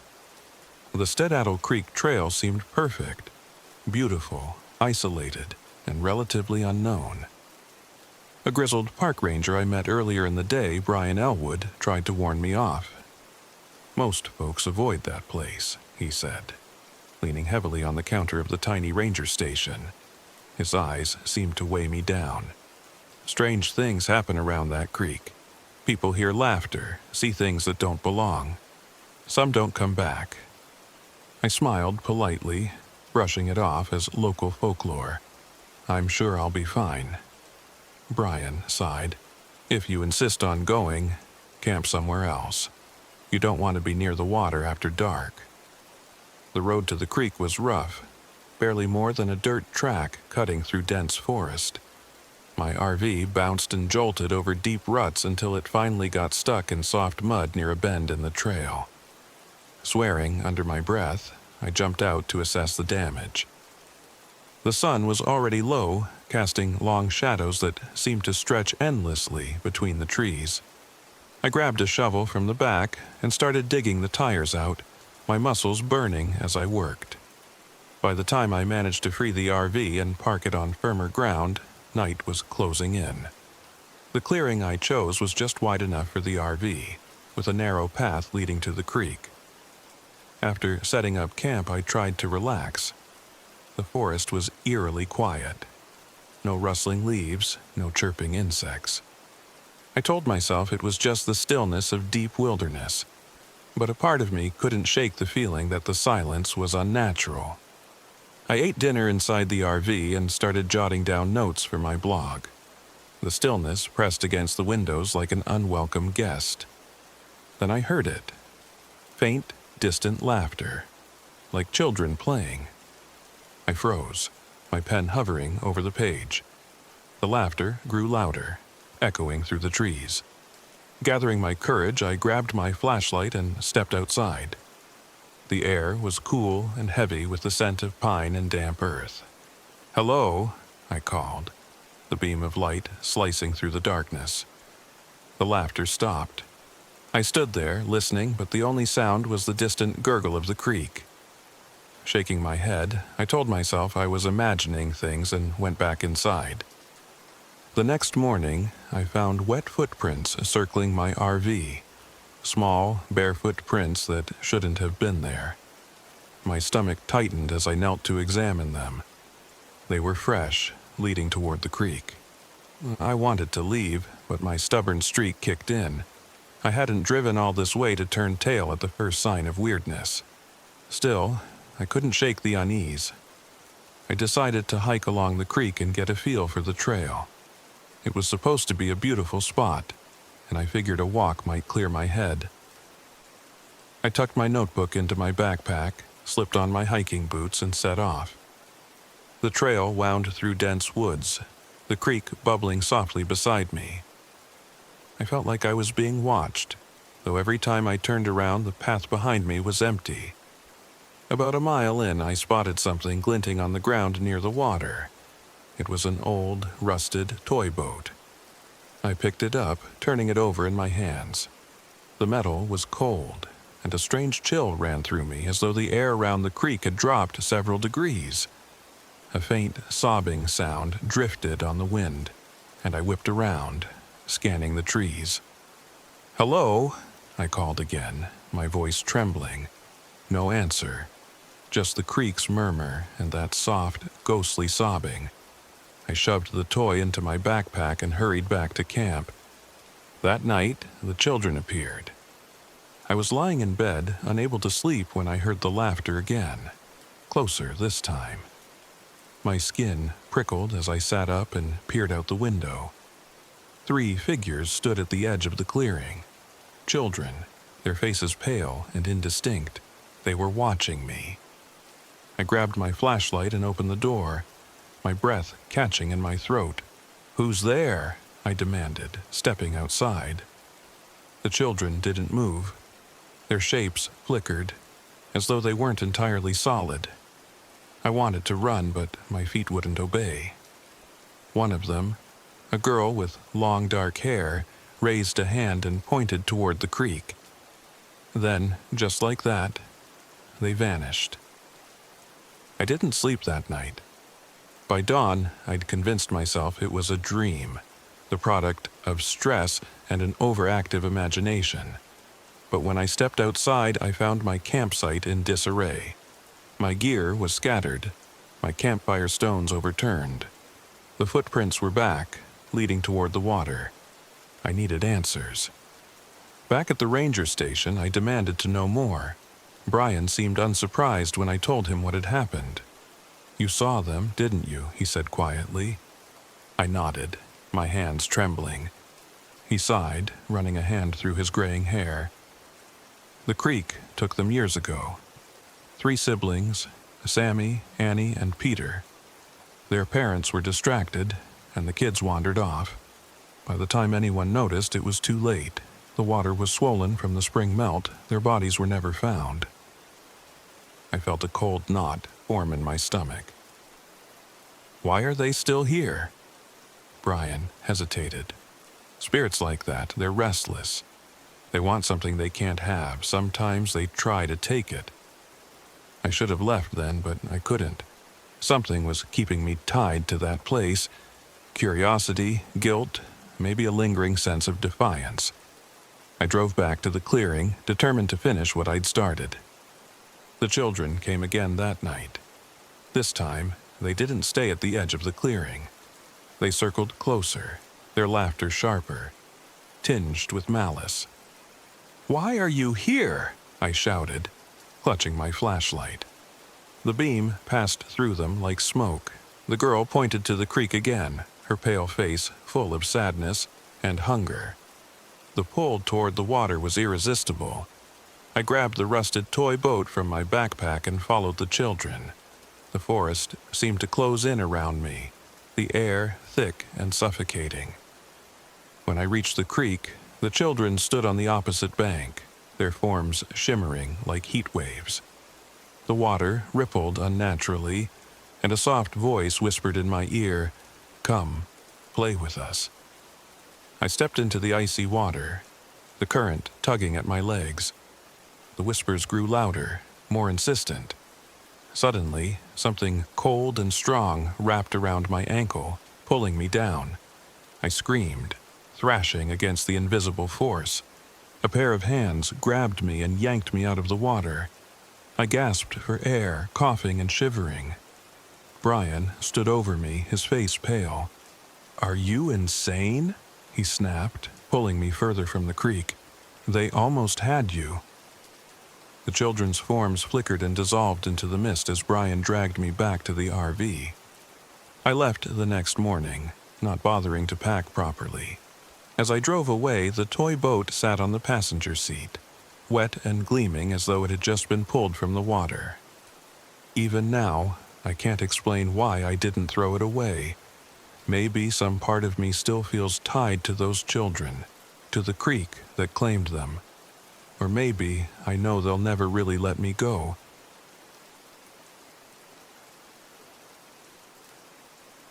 My name is Tom Andrews, and I'm 37 years old. This happened 2 years ago during what was supposed to be a relaxing weekend RV trip with my girlfriend Lisa. If I'd known what we were about to encounter in the backwoods of Washington State, I'd have turned that RV around and driven until we hit the nearest hotel. But I didn't, and I've regretted it ever since. Lisa had talked me into the trip. She'd been reading about the trails in Okanogan, Wenatchee National Forest, and found some remote campground online, a place far off the beaten path. She said it would be good for us, a way to disconnect and reconnect. After everything we'd been through over the past year, the arguments, the miscarriage, the awkward silences, it wasn't the worst idea. We packed up Rusty, our 12-year-old Australian shepherd, and loaded the RV with supplies. The drive was peaceful enough at first, with the sun shining through the towering pines and Lisa excitedly flipping through her trail guide. But about 3 hours into the trip, the GPS started acting up. The screen glitched, and the route disappeared entirely. "Take this turn," Lisa said, pointing to a narrow dirt road that veered off the highway. "That's not on the map," I said, glancing at her. "Neither is anything else out here," she shot back with a nervous smile. Against my better judgment, I turned onto the road, and soon we were surrounded by thick forest.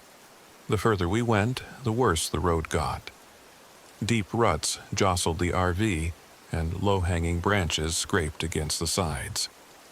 By the time we found a small clearing to park, the sun was dipping below the horizon. Lisa hopped out with Rusty to stretch her legs while I killed the engine. The silence hit me first. No birds, no rustling leaves, nothing. It was like the entire forest was holding its breath. Rusty, usually hyper when we stopped, stayed close to Lisa, his ears pinned back. "This place is creepy," I muttered, stepping out into the cool evening air. "It's perfect," Lisa said, brushing off my unease. "Just look at those trees. This is exactly the kind of place we needed." I wasn't convinced. After setting up a small campfire, I worked on checking the RV's generator, which had started sputtering when we pulled in. Lisa wandered a few yards away, snapping pictures of the twilight-drenched forest. Rusty followed her like a shadow, growling low every so often. "Tom, come look at this," Lisa called after a while. I sighed, wiping my hands on a rag. "What is it?" She was kneeling by a patch of dirt, tracing something with her finger. Tracks. They were massive, like a human's, but the toes were long and clawed, and the heel dug deep into the earth. "Probably a bear," I said, trying to sound nonchalant. "Does this look like a bear to you?" she asked, holding up her phone flashlight to highlight the details. I didn't answer. That night, things got worse. I was lying on the pull-out bed, half asleep, when I heard scratching. It started faint and rhythmic, like twigs scraping against the RV's exterior. Then it grew louder, more deliberate. "Do you hear that?" Lisa whispered, sitting up beside me. Before I could answer, Rusty started barking. Loud, frenzied barks that echoed in the confined space. I grabbed a flashlight and stepped outside, Lisa close behind me. The air was cold and damp, and the beam of my flashlight barely pierced the darkness. Rusty stood at the edge of the clearing, growling into the trees. "What's out there?" Lisa whispered. "Probably a raccoon or something," I said, though my gut told me otherwise. That's when we heard it. My voice calling Lisa's name. It was faint and distant, coming from the woods. "Lisa, Lisa." She froze, her eyes wide. "Tom, that's—" "I know," I said, cutting her off. The next morning, we found more tracks around the RV, circling closer than the ones from before. Rusty refused to eat, pacing nervously and whining. I wanted to leave, but the RV wouldn't start. The engine turned over a few times and then died. "I thought you fixed this," Lisa said, her voice edged with panic. "So did I snapped, frustration bubbling over. While I worked under the hood, Lisa decided to explore a nearby trail. I told her to stay close, but she waved me off, Rusty trotting at her side. An hour passed, then 2. I was elbow-deep in engine grease when I realized they hadn't come back. Wiping my hands on my jeans, I grabbed my flashlight and started down the trail. The forest felt wrong. Shadows stretched unnaturally long, and the trees seemed to close in around me. I called their names. "Lisa! Rusty!" But the only response was the crunch of my boots on the dirt path. Finally, I found Rusty. He was lying on the ground, his fur matted with blood. My stomach dropped as I crouched beside him. His chest rose and fell shallowly, but his eyes were glazed, unfocused. "Lisa!" I shouted, my voice cracking. A flicker of movement caught my eye. A light, faint and flickering. Deeper in the woods, I ran toward it, my heart pounding. When I reached the source, my blood ran cold. Lisa stood in a small clearing, staring at a figure. It was tall, impossibly thin, with skin stretched tight over its bones.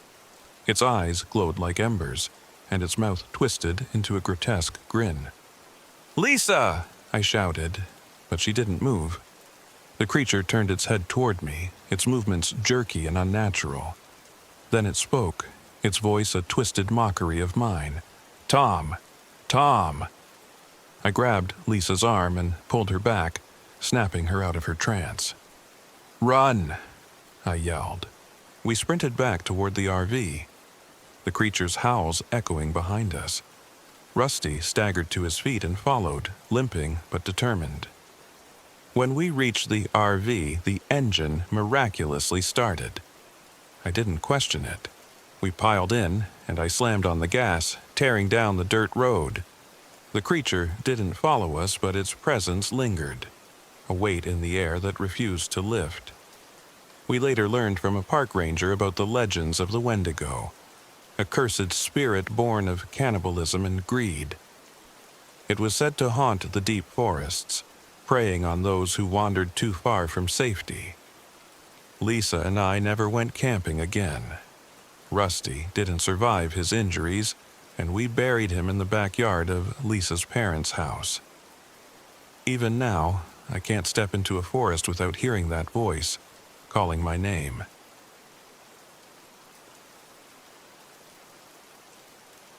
My name is Ethan Grady, and I'm 35 years old.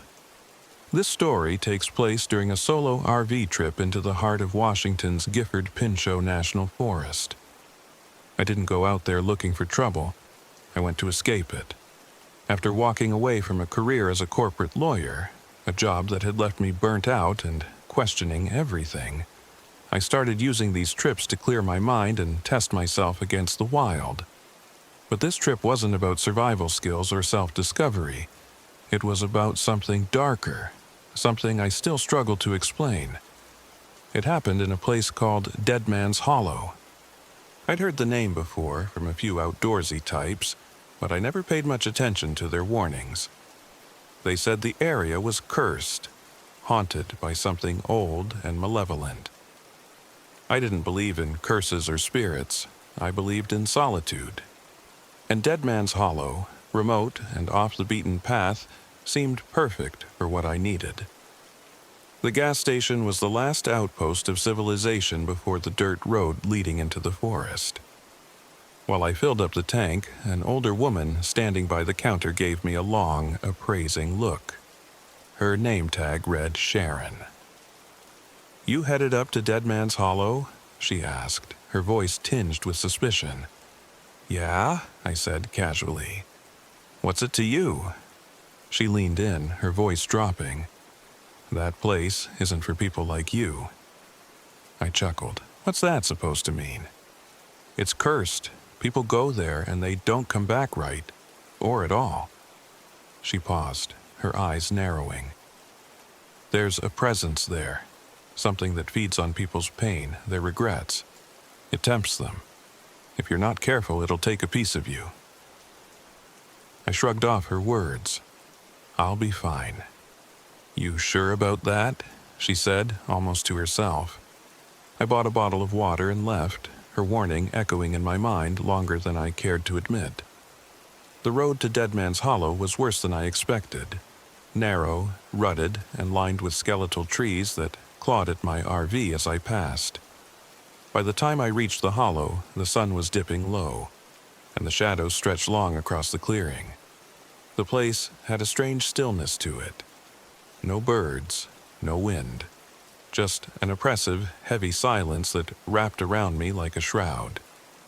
I parked the RV in the middle of the clearing and stepped out. The air felt colder than it should have, and the trees around the hollow were twisted, their branches curling like skeletal fingers.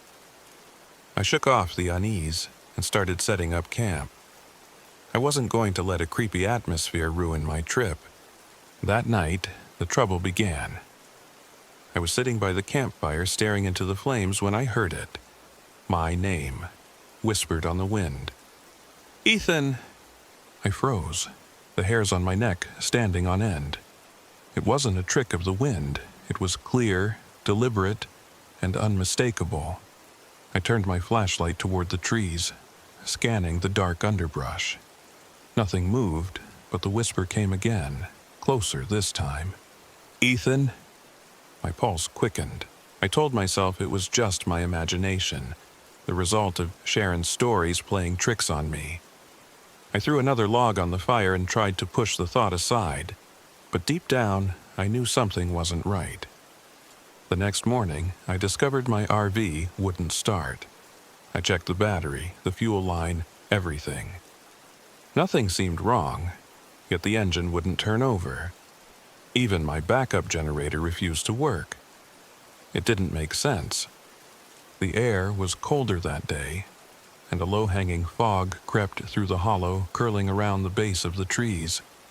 I spent hours trying to fix the RV, my frustration mounting.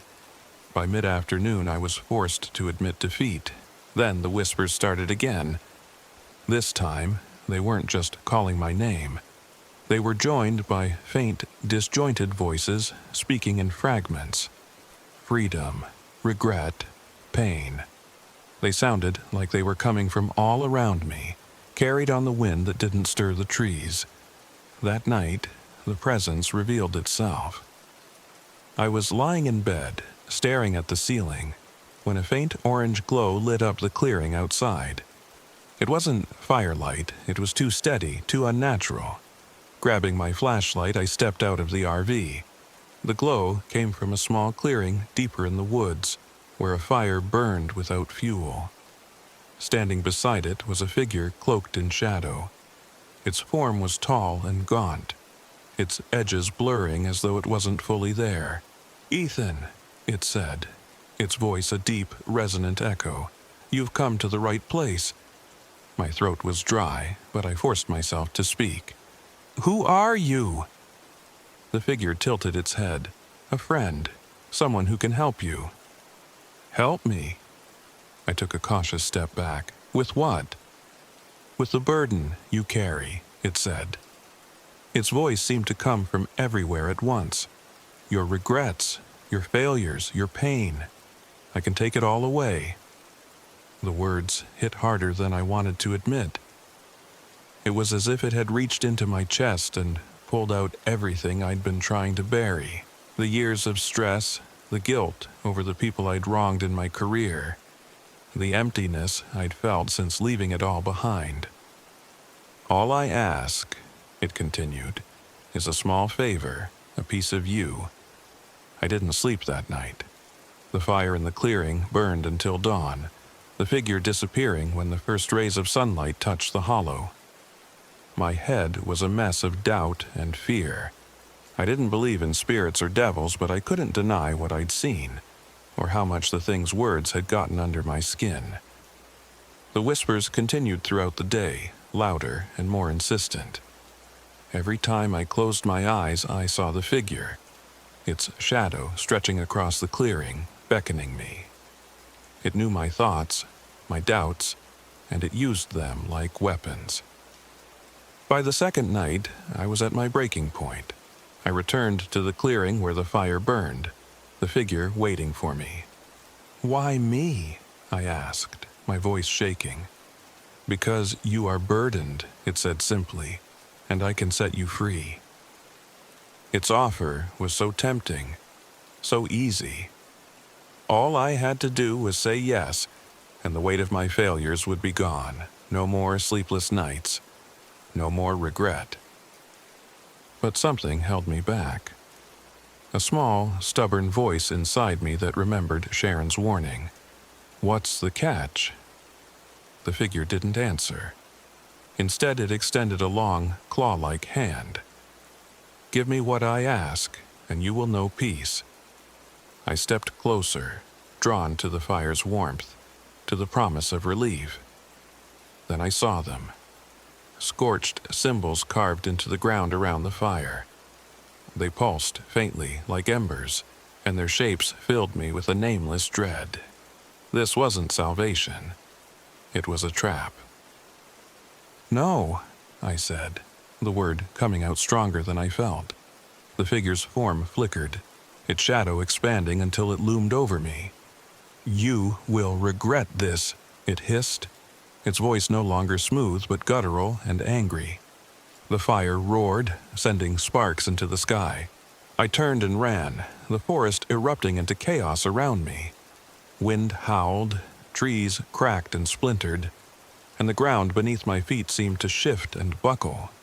Somehow, I made it back to the RV. To my shock, the engine roared to life on the first try. I didn't question it. I threw the RV into gear and sped down the rutted trail, the hollow shadows clawing at the edges of my vision. I made it to the gas station just as dawn broke. Sharon was waiting outside, her expression grim. "You saw it, didn't you?" I nodded, too shaken to speak. She sighed, handing me a cup of coffee. "You're lucky. Most don't make it out." I didn't answer. I just got in the RV and drove, leaving Dead Man's Hollow far behind. But even now, I can feel its presence. A few weeks after the trip, I found a burned symbol etched into the back of my RV. I scrubbed at it, painted over it, but it always reappears. A reminder that the hollow, and the thing that lives there, will never truly let me go.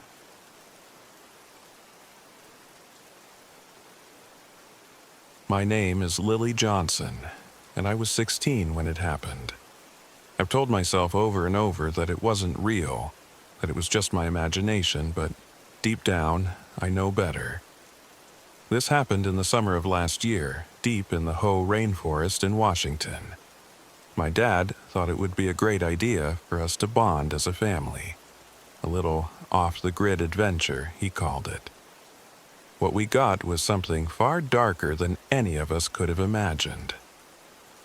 We drove up to the Ho campground in our RV, the one my dad, Mark, loved showing off like a badge of honor. It was a clunky thing, old and unreliable, but he always said it had character. My mom, Susan, wasn't as enthusiastic. She sat in the passenger seat, her lips tight, her eyes scanning the towering moss-covered trees that lined the road. She hated the idea of being out in the middle of nowhere, and honestly, so did I. But Dad wouldn't take no for an answer. I spent most of the drive with my headphones on, scribbling in my sketchbook. Drawing was my escape, and as we rolled into the campground, I felt the familiar sense of isolation I always did when I was dragged away from my friends. Dad parked the RV at a spot near the edge of the campground. It was quiet, almost unnervingly so. No birds chirping, no rustling leaves, just the soft hum of the RV's engine as it sputtered off. Max, our yellow lab, barked excitedly and bounded out as soon as the door opened. He ran circles around the clearing, tail wagging, completely oblivious to the creeping unease I felt. The rainforest was beautiful, I'll give it that. Towering trees draped in emerald moss stretched up to the sky, and the air smelled damp and earthy. But there was something about the silence that didn't sit right with me. "Breathe it in," Dad said, spreading his arms. "This is nature at its finest." Mom crossed her arms. "I just hope the RV holds up. That thing's on its last legs."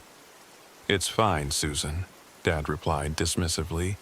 "Let's just enjoy ourselves for once." The first night started uneventfully. We grilled hot dogs over a small fire and played cards by flashlight when the RV's battery decided to die. Max curled up next to me, his warm fur comforting against the chilly air. Despite my annoyance at being dragged here, I felt a small flicker of hope. Maybe this trip wouldn't be so bad after all. But then the noises started. It was subtle at first, a faint rustling in the trees, too deliberate to be the wind. I glanced toward the forest, squinting into the darkness, but saw nothing. "Did you hear that?" I whispered. "Hear what?" Dad asked, his tone dismissive as usual. Max growled low in his throat, staring into the trees. Mom looked at him uneasily. "Maybe it's an animal," she said, trying to convince herself more than anyone. "Probably just a deer," Dad said with a shrug. "Nothing to worry about."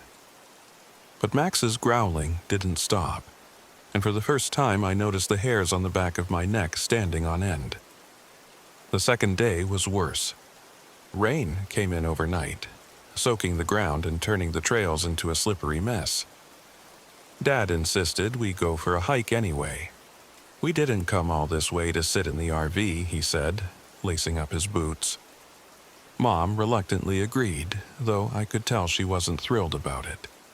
I just wanted to stay behind with Max, but Dad wouldn't hear it. We headed down a trail that wound through the dense forest, the trees pressing in around us. The rain had stopped, but the ground squelched under our boots. I couldn't shake the feeling that we were being watched.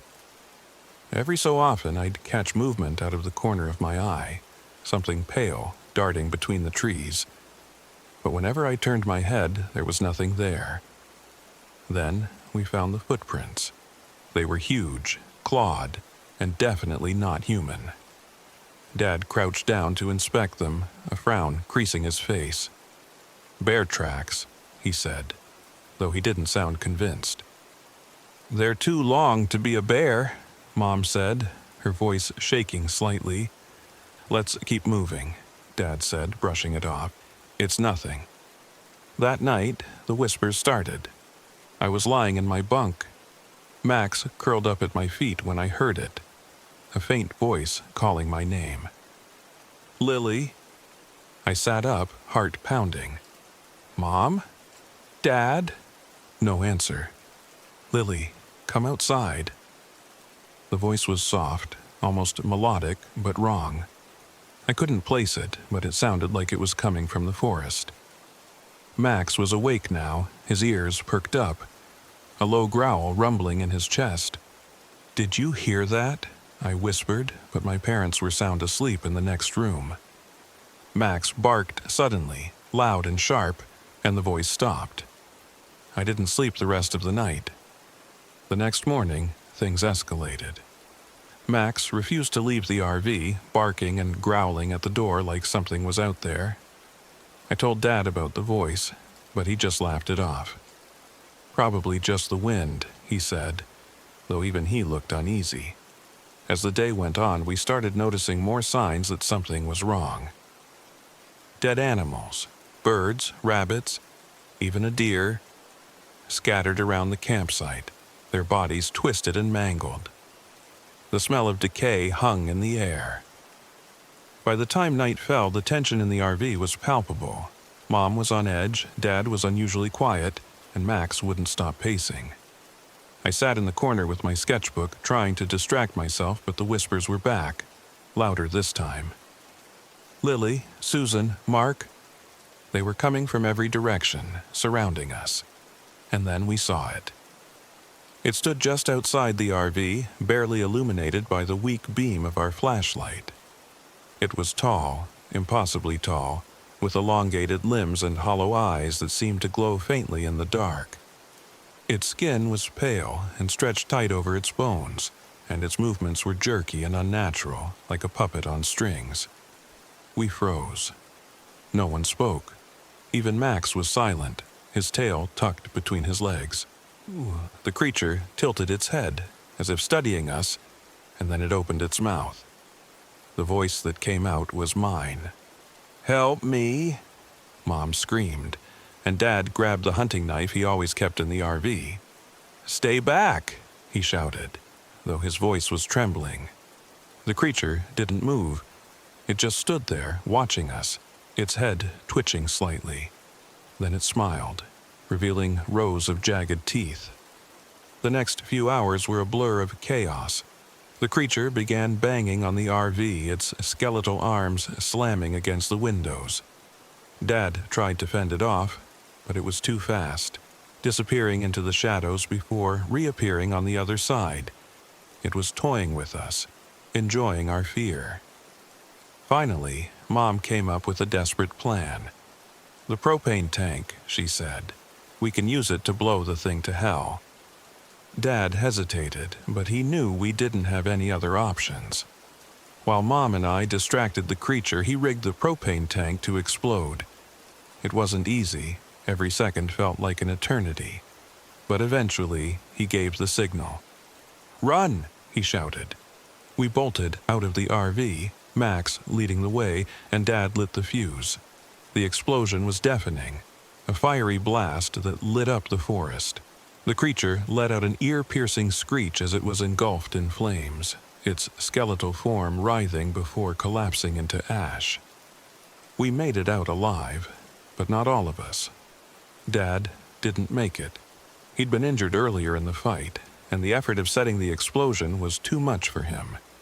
We buried him near the edge of the forest before driving away, the RV barely holding together. Mom and I don't talk about what happened, not really.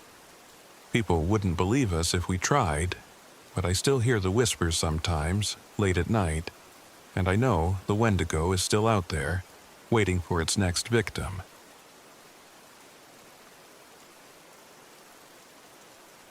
My name is Clara Hayes, and I was 28 when this happened. It was supposed to be just another trip, a chance to clear my head, to work on my writing, and to escape the suffocating grief I'd been carrying since my mom passed away. I wasn't looking for trouble. I wasn't looking for anything but peace, but what I found by the Stehekin River, deep in Washington's Lake Chelan National Recreation Area, was something I can't fully explain, something that still haunts me. I parked my RV in a secluded clearing a few miles off the main trail. It was beautiful, with the river winding lazily past my campsite, its surface glinting in the sunlight. Beyond the water, the pines rose like sentinels, their emerald spires reaching for the sky. This was exactly what I'd been looking for. A place far from people, from noise, from the endless demands of everyday life. As I stepped out of the RV and breathed in the crisp air, I felt a flicker of hope. Maybe this trip would help me find the words for the travel piece I'd been trying to write. Maybe it would help me make sense of the knot of sorrow that had been tightening in my chest ever since my mom's funeral 3 months ago, or maybe not, but I had to try. The first day passed uneventfully. I spent the afternoon wandering along the riverbank, jotting down notes and snapping a few pictures with my phone. By evening, I had a fire crackling outside the RV, and I sat beside it with a cup of tea, letting the quiet settle over me. It wasn't until the sun dipped below the horizon that I noticed the fog. It rolled in slowly, creeping over the water like a living thing. At first, I thought it was just the natural mist that often forms near rivers at night. But this fog was different. It was thicker, heavier, and it moved with an almost deliberate intent, curling around the trees and pressing in close to the campsite.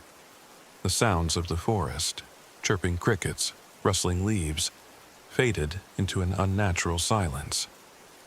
The fire popped and I jumped, suddenly aware of just how isolated I was.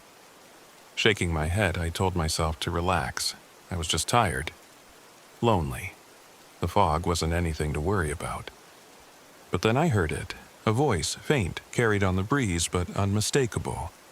Clara! I froze, my breath catching in my throat. It wasn't possible. It couldn't be. But the voice, soft, familiar, achingly familiar, called out again. Clara, come closer! It was my mother's voice. I stood up, my eyes scanning the fog for any sign of movement. Mom! My voice came out shaky, barely louder than a whisper. I knew it couldn't be her. She was gone, buried in the cemetery back home. But the sound of her voice, so clear, so real, sent a surge of hope and dread coursing through me. The voice didn't answer, but I thought I saw a figure in the fog, just beyond the edge of the firelight. A shadow, indistinct but undeniably human. It lingered for a moment, then melted back into the mist. I didn't sleep that night. I stayed in the RV, every door locked, listening to the whispers outside. They came and went, fading in and out like a half-remembered dream. Sometimes it was my mother's voice, soft and comforting. Other times it was a stranger's. A low, guttural murmur that sent chills down my spine. By morning, the fog had lifted, but the unease lingered. The next day, I tried to focus on my writing. I pulled out my laptop sitting by the river with a thermos of coffee, but the words wouldn't come. My thoughts kept drifting back to the fog, to the whispers, to the shadowy figure I thought I'd seen. I told myself it was just my imagination, that grief was playing tricks on my mind. But deep down, I didn't believe it. Around noon, I found an old logbook in one of the RV's storage compartments. It had belonged to the RV's previous owner, and most of the entries were mundane. Notes about gas mileage, maintenance schedules, and favorite campsites. But near the back, I found a series of entries that made my blood run cold. Strange fog rolling in, voices at night, can't sleep. Something isn't right. Saw a figure by the river. It didn't look human. Leaving tomorrow? If I don't, I'm afraid I won't make it out. The last entry was dated 3 years ago. There were no further notes, no indication of what had happened to the writer. That evening, the fog returned, thicker and more oppressive than before. I stayed inside the RV, every light on, but it didn't make me feel safe. The whispers began again, soft and insistent, weaving through the silence like a thread. Clara, come closer. I clenched my fists, my heart pounding. You're not real, I muttered. This isn't real. But then I saw her. She was standing by the river bank, her silhouette framed by the swirling fog. It was her, my mother. She looked just as she had before she got sick, strong, vibrant, with that warm smile I'd missed so much. "Mom," my voice cracked, tears welling in my eyes. I knew it couldn't be her, but seeing her there, so alive, broke something in me. "Come closer, Clara," she said, her voice soft and soothing. "I've missed you." I took a step toward the door, then stopped. Something wasn't right. Her movements were too fluid, too graceful, like she wasn't walking but gliding over the ground. And her eyes, they didn't reflect the firelight. They absorbed it. Panic surged through me, and I slammed the door shut, locking it tight. The whispers grew louder, more insistent, until they were a cacophony of voices, some familiar, some strange, all of them calling my name. The RV shook, the lights flickering wildly, and I felt the oppressive weight of the fog pressing against the windows. Then I remembered the logbook. One of the entries had mentioned sage and salt as a way to ward off the presence. Desperate, I rummaged through the cabinets until I found a box of salt and an old bundle of dried sage I'd brought for cooking. I lit the sage, waving the smoldering bundle around the RV, and sprinkled salt along the windowsills and doors. The effect was immediate. The whispers stopped, and the RV fell silent. Outside, the fog began to thin, retreating back toward the river. For the first time in hours, I could breathe. I didn't wait until morning. I packed up my things, started the RV, and drove away, the tires kicking up dirt as I sped down the narrow trail. As I drove, I kept glancing in the rearview mirror, half expecting to see the fog chasing me. By the time I reached the main road, the sun was rising, casting the forest in golden light. It looked peaceful, serene, like nothing had ever been wrong. But I knew better. Even now, I can still hear the whispers sometimes, faint and distant, like they're just waiting for the right moment to return.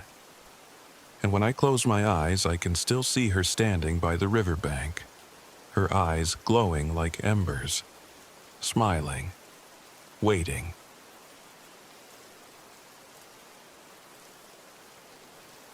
My name is Jack Reynolds, and I was 32 years old when I made the biggest mistake of my life. This happened just over a year ago in the depths of Gifford-Pinchot National Forest in Washington. I was an aspiring travel vlogger back then, chasing subscribers with reckless abandon, always looking for the next big adventure. I thought I could handle anything. But what I found in the forest that day... Well, let me just tell you what happened. I'd been scrolling through a forum late one night, one of those obscure threads where people shared stories about haunted places and urban legends. That's where I first heard about Deadwood Pines, an abandoned lumber camp deep in Gifford-Pinchot. Supposedly, the camp was cursed. A group of loggers had vanished there in the 1800s after angering a witch who lived in the forest.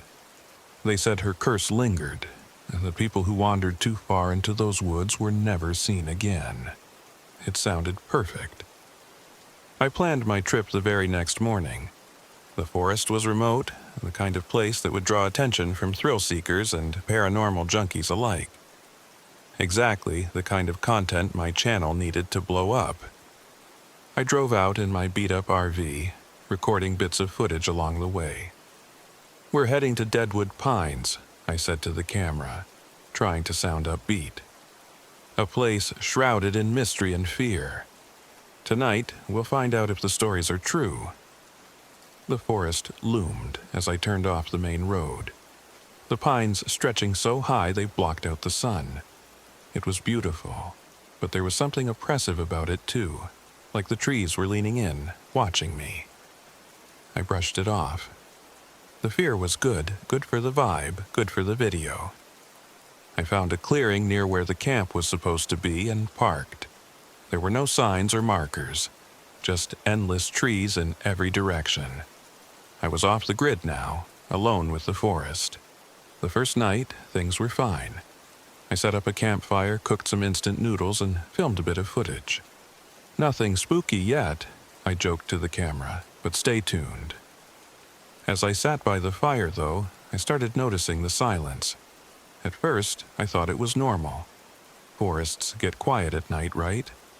But this was different. No crickets, no rustling leaves, not even the distant hoot of an owl. Just an unnatural, suffocating quiet. Then I heard it. A faint laugh, like a woman's, carried on the breeze. It sent a chill down my spine. I stood up, shining my flashlight into the trees, but saw nothing. Probably just the wind, I muttered, trying to convince myself. I went back into the RV and locked the door. The next morning, I set out to find the lumber camp. The GPS on my phone wasn't working, so I relied on the vague directions I'd scribbled down from the forum. Head east, past the creek, then follow the trail markers, they'd said. Except there were no markers, just endless trees and the faint sound of water in the distance. After an hour of wandering, I found something. A clearing with a dilapidated structure that looked like an old mess hall. The roof had caved in, and the walls were covered in moss and strange symbols carved into the wood. They looked like runes or some kind of sigil. I took out my camera, narrating as I filmed. This must have been part of deadwood pines. Check out these carvings. Creepy, right? Inside, I found a leather-bound journal lying among the rubble. The pages were brittle and stained, but I could still make out bits of writing. The entries described the loggers' descent into madness. They spoke of a woman who appeared at the edge of their campfire light, whispering promises of wealth if they followed her. One by one, they disappeared into the forest, never to return. I felt a shiver crawl down my back. The air around me felt colder, heavier. I stuffed the journal into my bag and hurried back to the RV. That night, things got worse. I was lying in bed reviewing the footage I'd shot when my flashlight flickered and went out. The RV was plunged into darkness. I grabbed my backup flashlight, but it wouldn't turn on either. Frustrated, I pulled out a lantern, only to find it drained as well. That's when I heard the knock. It was soft at first, just a light tap on the side of the RV. I froze, every muscle in my body tensed. Then it came again, louder this time, and again, until it was a deafening pounding that echoed through the RV. "Who's there?" I shouted, trying to sound braver than I felt. No response. I peeked through the window, but all I could see was darkness. Then a voice, soft, melodic, and chillingly familiar. "Jack, come outside." It was my voice, my own voice, calling me from the forest. My heart pounded in my chest. This couldn't be happening. It was impossible.